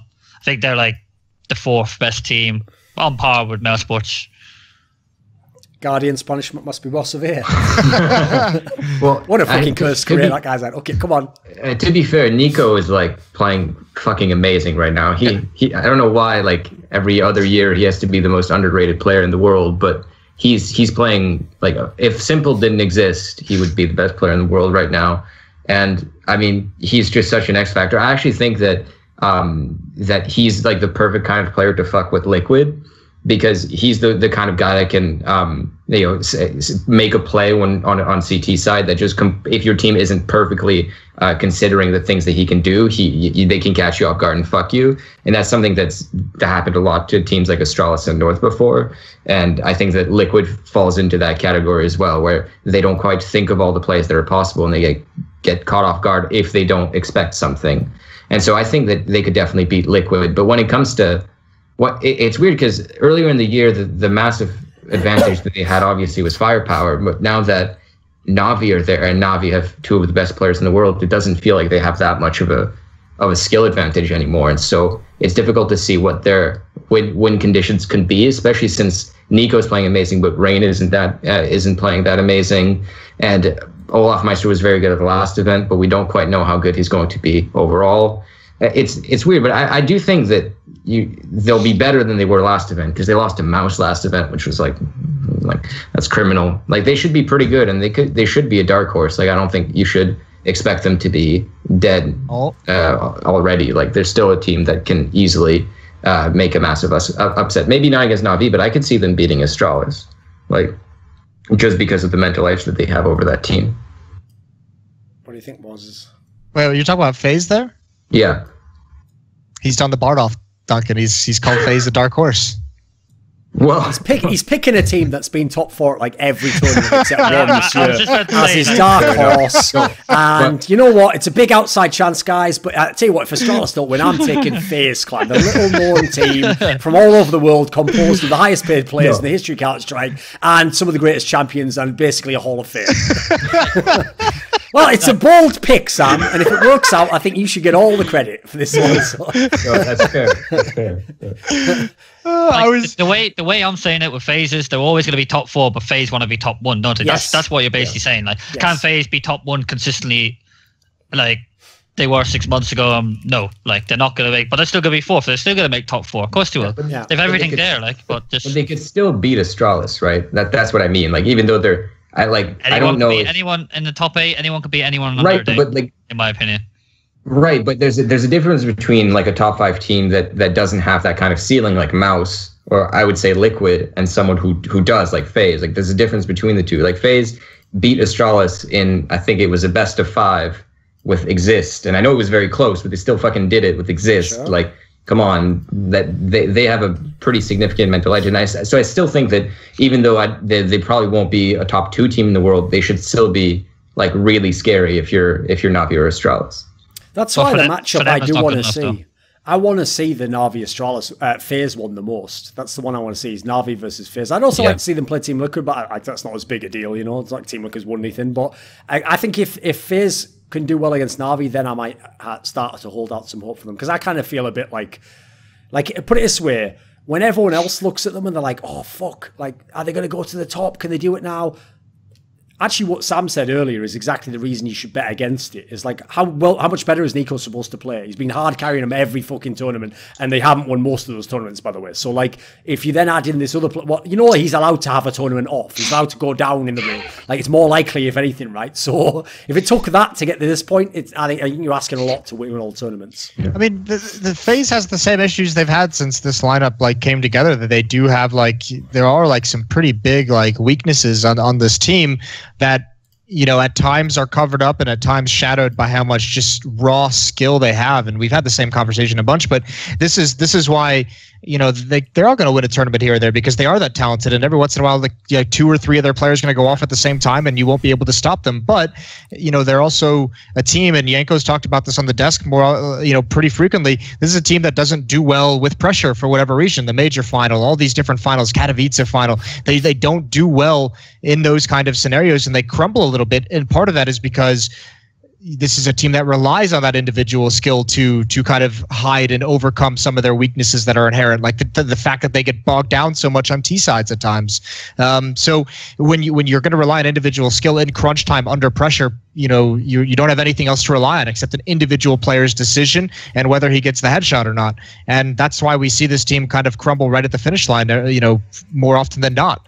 So they're a great team. They're one of the best teams in the world, obviously. And you know, I think you're right, Neil. It's anyone can beat anyone. It's not the top 8. It's closer to like the top 5, but the sentiment's there. But you know, this team will it's one of those things you just kind of we'll see what happens down the stretch there, because they can beat any of those squads that you expect to be in that stage of the tournament with them. It's just a matter of, are they going to have it in them? I think Olaf is going to be an interesting development if he plays anything like he did at E-League. Like he was a monster at E-League. So we'll see if that continues at Stockholm. I imagine it will. I imagine that time off, and he's got to be refreshed, and he's got to be highly motivated. It'll be fun. They're just a fun team to watch. I think they're one of the most exciting teams. And then it comes down to the question is, I think what Guardian said, that this, you know, he's mentioned a couple times, I feel like, in interviews where he's kind of on like the twilight of his career, right? So he's going to be, obviously motivated to be winning as many events as possible. But I think as well, this is when you have to start looking at this one and say, this is a massive, Duncan, that criteria you set up earlier, that this is a team that has to win every single event because of how much money and the superstar nature of this lineup.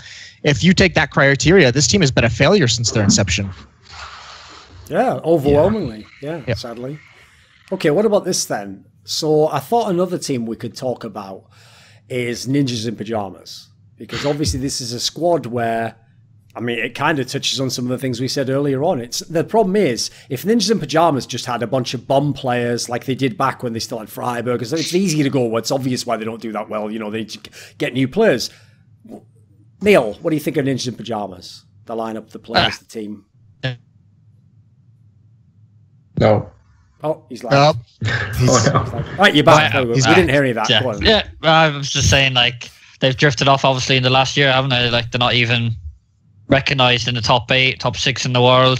I don't know, it's weird with them. I think Get Right obviously has fallen off so much, man, in the last year or two. I mean, he was the cold zero of 2015, 16 maybe. Now he's just nowhere to be seen. Same with Forest. I mean, you see brief spells Forest hitting like kind of top level, but I don't know, I just feel like it's just a team that's never going to come back to where they were. I mean, Dennis obviously I think he was amazing in Fnatic. I think he was really good at. I think he was really good there. Hasn't hit the heights there. They've messed around in-game leaders. I mean, Lecco is not an in-game leader. I don't know what's going on there. I have no idea what's going on there. I mean, Lecco was really good at as well in Fnatic. Hasn't been good with Nip. Rez, he's okay. I mean, no, Rez is good now. Like it took him a while. Like when he first joined Nip, he was not playing as well as he is now. But he's been a pretty good player for like about 6 months now. Where I don't think he's a superstar, but he's definitely, like, him and Lekro are around the same level of player. And I think given that, and given the fact that the Forest is still fine, it's just so strange that this team has lost to so many teams that should be worse than they are. Like, it makes no sense to me. And I just like, I don't know how they don't have an in-game leader yet. I don't know why they decided, like, Lekro is a very good player, but I don't know why they picked him up if they wanted an in-game leader. You know what I mean? Like, why wouldn't you pick up Golden? But yeah. Like, that seems like a strange thing to me. Like, he went to Cloud9 as a sub at first. Like, why didn't you pick him up? Anyway, but they should be better than they are still. I just, like, Dennis, I actually don't like Dennis anymore. Like, this team, no. So this team hasn't been good on pistols. And so if you, like, everyone always says, oh, Dennis pistols and all that. Well, they've lost a shit ton of pistol rounds. So that's not been very factor. They're crapshoots, but even of that, they haven't succeeded. He's not the in-game leader anymore, and he's like bottom fragging for the team. Like, why are these, like, I feel like Nip really needs to, like, keep going and recruit young players and try to get over the team that they had in 2013 and 2012 and 2014, because, or even just the Swedish scene at that time, because now they have, like, pretty old players that have been playing since 1.6, since the beginning of CSGO, and none of those players are playing very well. The only one that's playing, like, pretty well right now is Forest, who apparently, like, even he's pretty inconsistent, like, as a player. So I just feel like they're basically just waiting for more Swedish talent to develop. They're waiting for Brolin to show up and the guys from Red Reserve to improve, if any of them do improve. And until then, they should just, they'll probably stay being mediocre the way they are now and slowly drift off and not be relevant and win one IEM Oakland per year. It's not even there anymore. It's not even there. Yeah, that's true. The back-to-back undefeated IEM Oakland champs. This is why you don't let players decide roster moves in teams. And by the way, that's just an abstract point. Like, no one actually has a choice. Pragmatically, you have to let players do it because that's just the way CSGO works, unfortunately, as a game. Legend spots and all the rest of it, unfortunately, incentivize it to... Orgs have to listen to the players, right? Even though, in theory, as you say earlier, Moses... MIBR could say, sorry, Cold Zero, you're under contract, you're not leaving. But sadly, we know we don't live in that world, and we know that if he wants to leave enough, he will be allowed to leave. So the point I'm making here is, if you let players dictate who joins and leaves teams, they will do things like Virtus.pro and Nip have done for the last 2 to 3 years, where a ruthless general manager of a sports team would have cut 2 or 3 players from each of these cores, sometimes even when they only just started to do badly. And he would even say, right, you know what, I'm going to gamble that if this guy comes back, fair enough, I don't get the benefit of that. And he can go and be a legendary name on another team, but I'm gambling that his stock's starting to go down, so I'm going to sell now, and I'm going to get someone else in while my team's still really good, and potentially gamble that I can go back to the top again. Instead, the reason why these two squads, Virtus.pro and Nip, are the most obvious examples of teams that degraded is because the players who could have been cut had all the political power in the team, and therefore it was never an option to cut him. So, for example, on paper, Get Right should have been cut from this team over a year ago, maybe more than that. But he never was going to be because it's Get Right. And even worse, you've got it into your head as the Niporg that he's the branding. It's Get Right. We're all about Get Right. So if you want to do that, you're now the WWE. That's what you're doing. You've got the old ass fucking wrestlers coming out, and we're still supposed to believe Ric Flair can chuck a guy over the top of the fucking ropes, etc., because they let him do that. But you know what? That isn't what you're in right now. Niko isn't going to let Get Right win around because it's Get Right. He's going to fucking bang his head off. So as a result, you're in a world instead where you've gambled on the marketing element and you've given up the sports side of your team. And so even worse, who the fuck would want to play for NIP right now? Only unknown players. Like, if I'm a Fnatic player, I would never accept a fucking bid to NIP. I'm in Fnatic. Why would I waste my time? If anything, probably get more money in Fnatic and it's a better squad going places. So I don't know what they could possibly do in this squad because they need an in-game leader, that's clear. They probably need something else. They probably need a fucking supportive element to the team. It's another squad like the OpTic one where it's like you've got all these skilled players.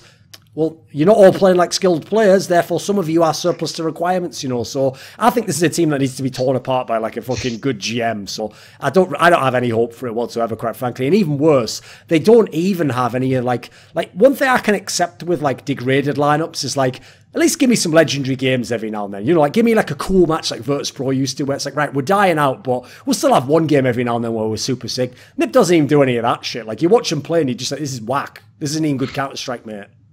I mean, Cologne, for example. I mean, how many rounds did they win? Like 12 rounds? 11 rounds? I think. 11 in 3 maps. And who did they lose to? Cloud9, who are gone down as well, I think. And it's twice in the Cloud9. And it's, I mean, that's embarrassing, man. Like, would you ever see anyone in the top 5 or 6 ever in CSGO history happen like that? It's pretty bad. I mean, it's really, really bad, man. Fair enough if they lost to FaZe and Navi, like, even if one of the maps was 16-12, it's not as bad, but I mean, they got embarrassed, man. Like 11 rounds, you said. So I guess 2 teams are not even in the top 10 in the world right now. I mean, I don't judge rankings all that much. But, I mean, I think it's bullshit, to be honest, the way the ranking is done. But Ensign Cloud9 getting destroyed by them is embarrassing. Like that should really tell you that, my God, there's something seriously wrong with this lineup. I'm actually surprised they qualified for the major. To be quite frank. Sprout. Yeah, but then they came back and beat them. Then they came back. It's not about falling. It's about how you pull yourself back up. Okay. Oh yeah. Those motherfuckers made it to the major. Sure. Other than that, I agree with everything that's been said. They made it. Fair play to them, but they didn't beat anyone in the top 10. So I mean, does anyone have to beat anyone that's in the top 10 if they go through the major qualifier? If they have to go through the qualifying process, the minors. Yeah, that's true. Yeah. Let's not hold that one against them, but I don't think they'll get. I don't know. I don't think they'll get past the challenger stage. I think there's actually some pretty fucking sick teams in that challenger stage, as we're going to call it now, which is going to be fun to watch. But I mean, in terms of just around DreamHack Stockholm, despite all their struggles and all their deficiencies in the area, I think that's a pretty interesting group for them because, you know, I think they're obviously their only chance at kind of advancing. I don't think they can beat Navi, but they can beat NRG if they catch them on the right day. I know NRG's scary. I have a lot of faith, and I think NRG's very good. I don't think they will, but I don't think NRG's at the point where we expect them to be that consistent monster. Like, they're still going to have an off day here and there, I think. So if NIP catches them in the right one, that can be an upset in the happening. I think there's still enough talent in that NIP team to do it, enough influence and experience to know how to do it. But that's going to be... The thing that's so weird about their talent is that, like, they have 4 riflers that play in a very similar way. Like Rez is a pretty aggressive player, Electro's a pretty aggressive player, so is Forrest, and so is Dennis. So even if your whole team is going off, you're really just getting the benefit of a 2 or 3 of those players. You're not, you don't have, like, the beauty of a player like coldzera is that he plays, or Crims, is that they play on a completely different point in the game. They turn on later in the round. But I don't think that they have players like that. They would if Get Right was a star player, but he hasn't been for like 2 years. So. I think Dennis is pretty good in those situations. Rez is getting better in that situation. The other one you don't really want to clutch is Forrest, because you just know every time he's in a 1-on-1, he's just going to swing and take a fight. Neil, did you just say that Rez is an eco-round player? No. I said Dennis is an all-round. All-round player, right? Okay. Okay, fair enough. Let's not slip those things under the wire. If you can say something, just say it. You know. No. Okay. That is sorry. Fair enough. Okay. Because that's the thing, yeah. That I'm with Sam on that one as well. Like, this team to me just shows how like the value of in-game leaders and actually having like a coherent style. Because on paper, right, when you look at this squad and you go, like, I agree with you, Sam. Like, to me, it's like having a football team with like 3 super sick left wingers. It's like, well, we can't, like, you know, worst case scenario, okay, maybe I can put one of you at like left back and you sort of get a run up, but someone has to not play on the left side of the field at some point, right? So, you know, at that point, you are A, wasting talent, but B, more importantly, this just shows that like the myth that you can play like free-for-all Counter-Strike and, sick players just shoot people in the head. They don't, mate. Like, if you think in FaZe Clan, Carrigan really just sits in spawn and goes, go vaguely close to A, and then they all just go and win aim duels. You don't know anything about Counter-Strike, mate. Like, he's not doing that. Like, he's making reads on what's happening. He's even telling some of the players to go take a specific aim duel, someone else to wait at a spot while they do that. Then he's making a read off that in the mid-round. Like, if you could just play free-for-all, this team would prove it. Like, this team in MIBR would just bang everyone's head off. They got all these aggressive players with good aim. That should be all you need. But, like, sadly, that is not Counter-Strike. Like, you need it. Even the teams that look like they do that still have some semblance of roles and an in-game, nearly always, by the way, have a legendary in-game leader, you notice. And so, yeah, there's definitely a lot goes on, like, you can't see in the server, because you do just see Niko shoot someone in the head, so you think that's what won him the round. It's like, why was Niko in that spot? Why was he not having a look behind him in case someone was coming to the corner? You know, there's a million factors, unfortunately, at play here. And yeah, Nip has none of them, basically. So there you go. Abandon all hope. But they still sell chocolate, so I guess there's that in there. Then again, it's probably all just empty calories that makes you want to be fucking sick afterwards after you open that silver wrapping, right? Could have done something better with that. I was trying to play with like imagery there, some sort of a metaphor. Came out with nothing. I just kept sticking with the explaining what chocolate is if you open it. So just turn to the next page in that black book. Yeah, exactly. Get the next joke. Exactly. Right. What about this then? We've had a pretty long episode here. So I want to ask you this, Neil. Everyone can just sing Astralis' praises and be like, they're the best team. They win, because logically they've won a whole bunch of tournaments. Even when they haven't won, like a bad day is top 4 and lose to the eventual champion. You know, like it is ridiculous to rock it on that. And then obviously everyone knows that even in tournaments they lose, they're not losing many maps. Like, you know, I think the most they might have lost in a tournament is 3. Like, that's how ridiculous the squad is. So it's easy for everyone to praise and say how good they are. But I actually wanted to know, like, if we take the overall world view of Astralis, like, if they're as good as people make out when they praise them, they should be the team that wins the major. They should win this tournament. They should be their era. They should be thought of as one of the greatest teams of all time. Do you have any like skepticism about Astralis? Do you have anything that holds you back from like unleashing all that praise and being like they are going to be the best ever and all that sort of stuff? Because they're getting close to it on paper, you know. No, I think they just have the perfect team. Glaive is, in my opinion, the best in-game leader in the world. I mean, I think they should win. They should win at a very, very least one of these 2 events coming up. I mean, Device, unless Device has like a really bad event, then they're going to win. They're going to win the major for sure. At least get to the final. Just the way they play, everything is just, it's so nice to watch, you know? That's the one thing I noticed when they have some of those losses. It's usually Device who's down, and it's not that he like necessarily is always not to point him out and say like you're the reason they lose or anything like that. But he is such an important. He's so hard to get around when he's playing well. Just the way he moves across the map and the different positions he locates to, which is really, really cool.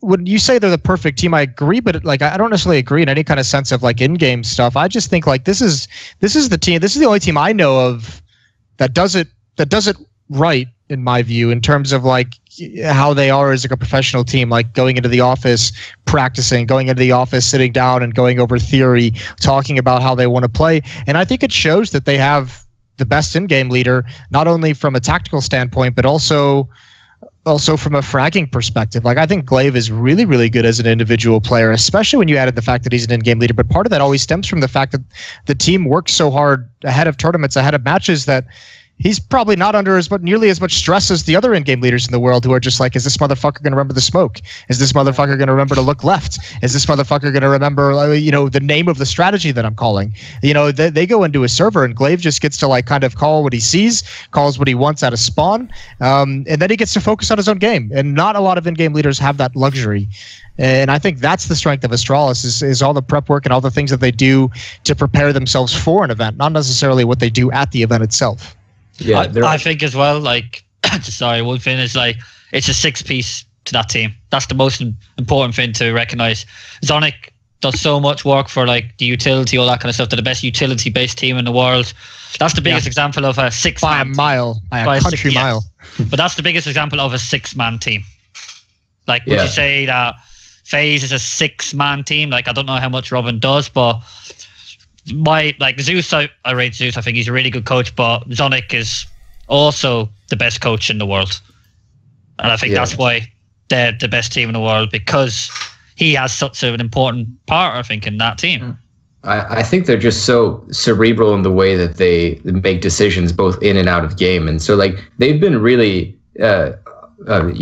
they've predicted a lot of the trends that we're trending towards. So that's a shitty way to say it, but you have like, for example, they were one of the first teams to get a sports psychologist, and then they've been by far the fastest team to decide to skip events. And one of the reasons that they're so good at prep work is because, like when Magus came, they just threw everything away and they restarted, and they taught him everything that he had to know. And so everyone was on the same page, and then they skip an event. It was like, okay, well, everyone's watching our demos because we're shitting on everyone. So let's just create some new shit and let's learn some new things and constantly improve. And yeah, we're going to make it, a little less prize money, but we're going to win all the tournaments we attend. And because of that, they've just been a step ahead of everyone, both in their prep work and in game for the last, 8 months. But it's because they take the time to do it. They'll take a break or they'll restart, and because of that, they have the better prep. I think that like in a year from now, you're going to see a lot of teams skip more events and take more time to, gradually improve, because it's worked so well for Astralis this year that I don't see why, like even last year, both Fallen and Kerrigan would say, we love playing against Astralis because they're just so predictable. But this year they've skipped multiple events, they've taken long breaks, and they've restarted, and they learn new utility, learn new strats, and tried to figure out new ways to play, just so that they overcome that biggest weakness that Danish teams typically have. Like you were saying about North earlier, right? They're just too predictable if they constantly play the same things.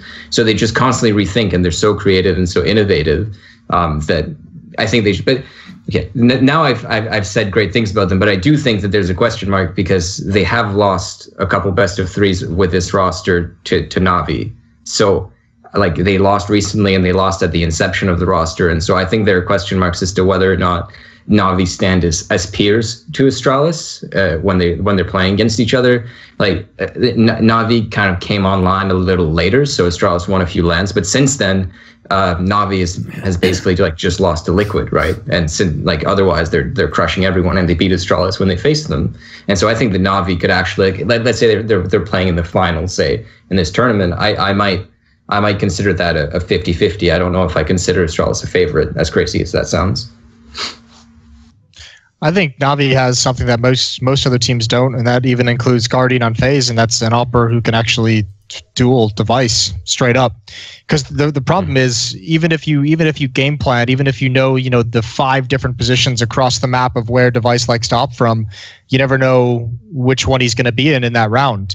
And I think you have a player like Simple who doesn't need that information. He's so good he can just go to a spot and he can fight. That's not to say Simple's always going to be out dueling device, but I think when you have that kind of a fear, and including in that you have Flamey and Electronic playing super well, then you all of a sudden have a team that can also deal a shit ton of economic damage no matter what situation they're in. Like if you ever see like Astralis in like a 5-on-3 in a round, they're usually going to close that out with like 4 players surviving. Yep. But you put him against Na'Vi, and I think Na'Vi is able to do enough damage in those kinds of rounds that it keeps the op away from device. So I think just from what I've seen, no team has done a better job of keeping an op away from device as much as humanly possible as Na'Vi does. especially with those crazy little force buys they have, right? They put so much economic pressure on teams. Because if they, I mean, that was one of the keys to them beating them at Cologne, were those force buys. Like Astralis really had to kind of buy into the fact that they had to challenge that and come back at them with like some of the force buys of their own and be able to win some of those rounds. And the problem is it kept them from getting an op in Device's hand. So once Na'Vi like breaks your economy, it's way hard to get that control back well enough to have everything you need. So I mean that's one really cool thing that Na'Vi does, and I think teams, it'll be interesting to see how that evolves, because I don't think it's a viable strategy against every single team, but against someone like Astralis, it seems to be, at least, from the evidence that we have, probably the most effective way of beating them. But I wouldn't want to do it against, a Liquid team that doesn't need an AWP, right? So I think for a team like that, it'll be interesting to see if Na'Vi if they just do it against everyone, which they do, but if that's going to continue. Well, actually, one of the sick things is that if you remember that chart that we had at ESL Cologne, I think it was someone else did it before. It might have been 16-0, or maybe it was a different stats site, where they showed like force by like rate versus success. And the whole thing was, if you remember, Astralis had like the best success, but they only did it like very sparsely. Like they only sort of did it when it was like a very logical one. Whereas Na'Vi was the team that was doing it like almost the most, but they were having like 60% win rate when they were doing it. So it was like absurd level. Like for anyone who doesn't realize, that trade-off makes a lot of sense. It's like in the NBA where if you shoot 3-pointers, you don't actually have to make as high a percentage as you do for a 2-pointer because you get extra point for it. Like, like I think if you shoot something like 36% from 3, it's better than shooting like 52% from 2. So the numbers won't initially make as much sense, but it means logically you actually should shoot loads of 3-pointers in that scenario. So actually Na'Vi's style of force buying is absolutely working. You cannot argue with the results. And so when you look at that approach, yeah, that's going to mess up so many teams in the scene. Like it's going to be so hard to do. But I will say they do have, I think, like the biggest asterisk ever after that, which is like they have Simple, the guy who can get mad kills with every gun in the fucking game. And we've all seen them do that round where you drop him one hero AK and he goes and opens up the kills. So it also makes sense if you had a player like that in your team, why you'd play around that style. So they certainly make like an interesting foil to Astralis. Obviously, their problem though is Na'Vi are not a surefire to win against all the other teams. So as we saw A-League Premier, I was waiting for them in that final to see what they'd do against Astralis. I never got to see it. They fucking lost to Team Liquid, so yeah, that's obviously that's kind of the killer on that one. That's also, by the way, something else you have to stop and think about with Na'Vi. I realise no one wants to think this because obviously it's amazing watching Simple go so fucking ham, but history would tell us sooner or later he's not going to just go as fucking ham every tournament. Like what he's doing is unthinkable right now. Like sooner or later you're either going to have tournaments where you have a tournament off, or eventually he'll become just one of the best players again, not like fucking godlike player every game. He's obviously going to have some dips, but the mental thing about Simple, I'm still so fucking amazed. Now that all these teams have like practice rooms, he is the one player that you'll see like event after event. He's in the practice room like plugging, playing FPL, death matching, whatever it is, till like 2-3 in the morning, depending on when his game is, obviously, right? But they'll like play a match, they'll go like, wrap up the post match with the team and everything like that, eat some food, and then do like, who are we going to play tomorrow and everything. But then he'll be in that fucking room just death matching until the wee hours of the morning, and it's night after night. And then you come home from the event and he's fucking streaming FPL and streaming matchmaking, and you're just like, holy shit, this guy just consumes Counter-Strike. He's become one with the game. I can't think of anyone like any other player. Like I love Counter-Strike, and when I competed, I played a shit ton. But like the amount that the amount of time and effort and like mental focus he puts in when he's playing, it's just unfathomable. I think to most people. Most people just can't replicate it without going mentally insane. Because he never, even if he wins events, he always feels like he wants to win more. He wants to be successful. He's such a hard-working person. I see people out there who are just like, they win an event and they just drift off. They're not as hungry. They think, I've won a LAN or two, I don't really care. For him, no matter what he achieves, he always wants to be a star. Of course, he wants to be a star player, yeah, but he always wants to be there in the finals, doesn't he? He wants to be there no matter what. Even if he's in 15 finals, let's just say, next year, he will still put in that same amount of time in 12 months' time, no matter what. Even if he got on, I don't know how to explain it properly now. I was going to say if he was on more money, but of course, I think for him, money, it's not all about money for him, is it, really? I think he just wants to be the best, no matter what. He's not there to be there, I'm gonna win 20 grand more now if I win this. I think he's generally in his heart wants to be the best, you know? All I'll tell you is this, right?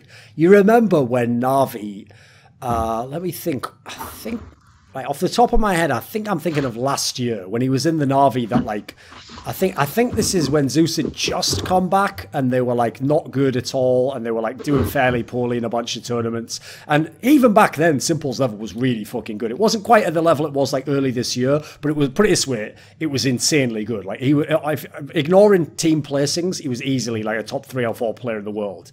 Right at that point in time, cause his team was doing so badly, he got like, I think he even said something publicly like, you know, oh, people shouldn't keep saying like, you know, I'm carrying the team. Like, you know, as a team, we're making a lot of mistakes. All I'm going to tell you is this. I went up to him in a setting where I won't reveal what he said, but I just basically challenged him privately. Like, fuck you. Like, you're one of the best players. You're fucking dominating in these games and your team's doing terribly. And all I'm going to say is he understood the point. Like, he wasn't disagreeing and he in no way had any good points in comeback. You know, so even the degree to which he was silent, yeah, it was understood. Put it that way.